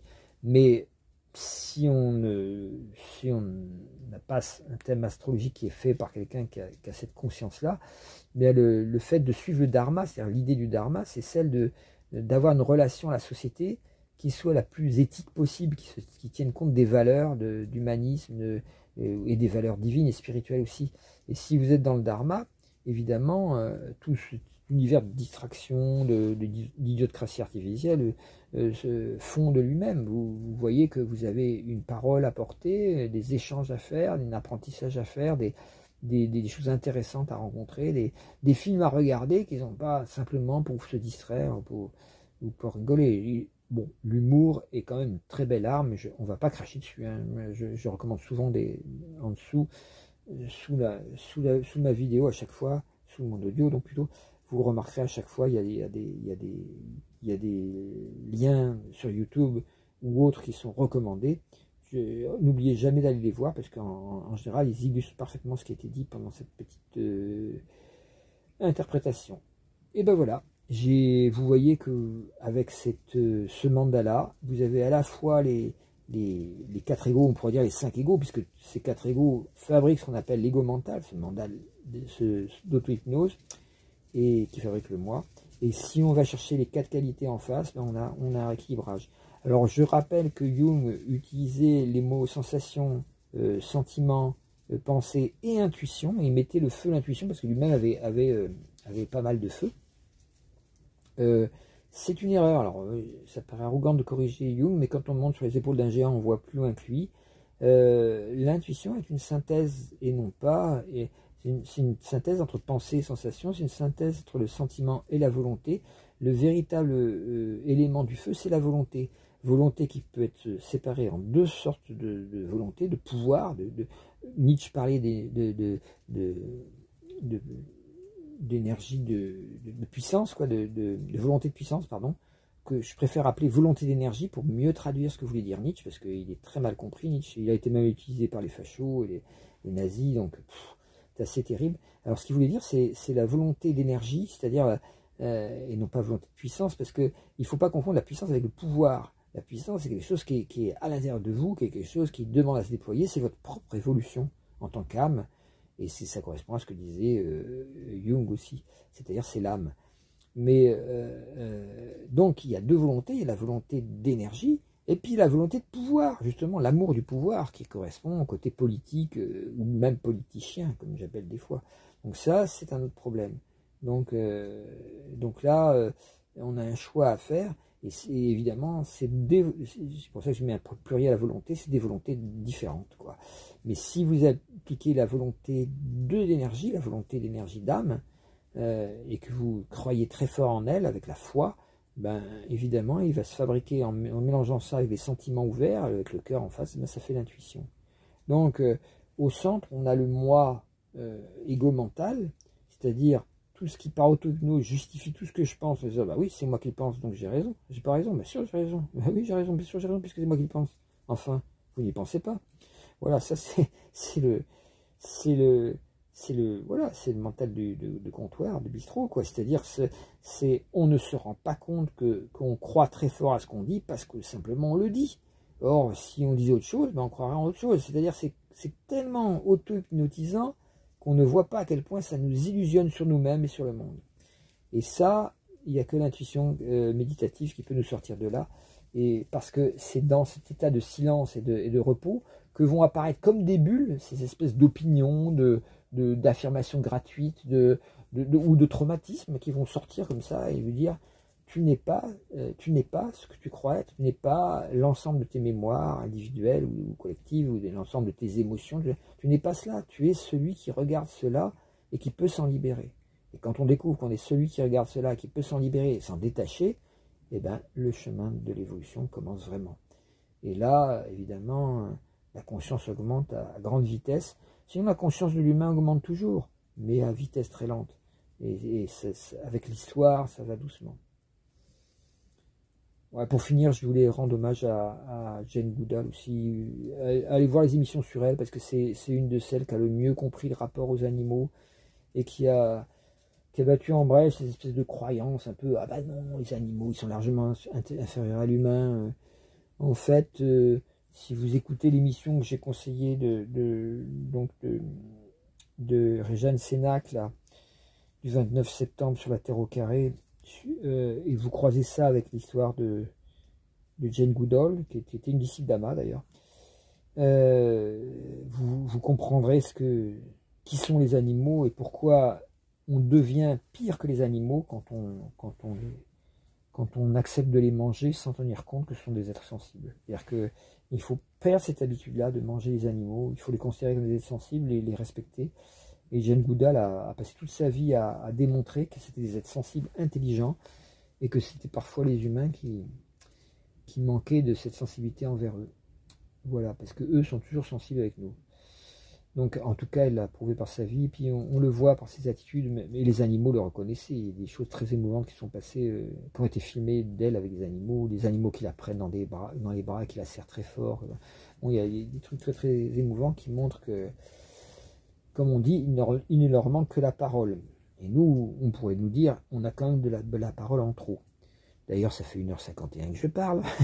Il serait temps que je m'arrête. Voilà, je vous souhaite une bonne continuation. Et rendez-vous donc pour la prochaine nouvelle lune, qui sera dans 15 jours, comme à chaque fois, puisque les lunaisons durent 30 jours en tout. C'est ce qui a créé les mois. Et donc, mens, mensualité, menstruation, voilà, c'est et moon, la lune, tout ça, ça vient de la même racine. Et c'est pour ça qu'on a des mois de 30 jours, plus ou moins. Bon, bonne continuation à vous, bonne méditation pendant toute cette pleine lune, et j'espère que vous aurez cet enregistrement à temps, parce que ça ne dépend pas de moi, et quelquefois, c'est pas facile de trouver du temps pour le mettre sur YouTube. Bonne continuation à tous, et merci de votre attention pour ceux qui ont le courage d'écouter jusque-là. En tout cas, bonne application de ce dernier mandat-là, parce que c'est fait pour s'appliquer. N'oubliez pas de mettre des petits pouces, de le transmettre à des gens pour leur dire, si vous voulez, un ésotérisme vivant, réel, pas du Alex Jones, mais de l'ésotérisme qui parle de l'apocalypse autrement que Trump et toute sa clique de gangsters, eh bien, vous avez, avec cette chaîne, un ésotérisme réel qui fonctionne et qui vous dit et qui vous indique comment on peut traverser l'apocalypse pour créer ce que j'appelle l'esprit noté. Dernière petite chose, je recherche des gens qui ont été formés à l'agriculture bio ou à la permaculture, et qui, pour faire partie il nous manque un maraîcher, un maraîcher en bio ou un permaculteur en bio on est en train de trouver un endroit là qui va peut-être permettre de créer une spirinoté, la première spirinoté en France. Il y en a quelques-unes qui existent sûrement aux États-Unis, d'après ce que j'ai vu sur Internet, mais il n'en existe pas en France. Donc, s'il y a des volontaires, il suffit d'être méditant ou yogi ou tai chi, enfin peu importe, travail sur soi accompli en continuation évidemment, parce que c'est jamais terminé, mais une compréhension que c'est en travaillant sur soi qu'on devient un véritable être humain. Et bon, il y a sûrement des gens qui font de l'agriculture bio, qui ont ce type de pensée aussi, et ils sont bienvenus au club, quoi. Ils peuvent s'adresser à, voilà, je mettrai en dessous le mail. Bonne continuation. En tout cas, les commentaires sont ouverts pour l'instant. J'espère qu'ils vont rester ouverts et que c'est pas une censure déguisée. À bientôt donc. Merci de votre écoute, et mettez des petits pouces et envoyez à vos amis.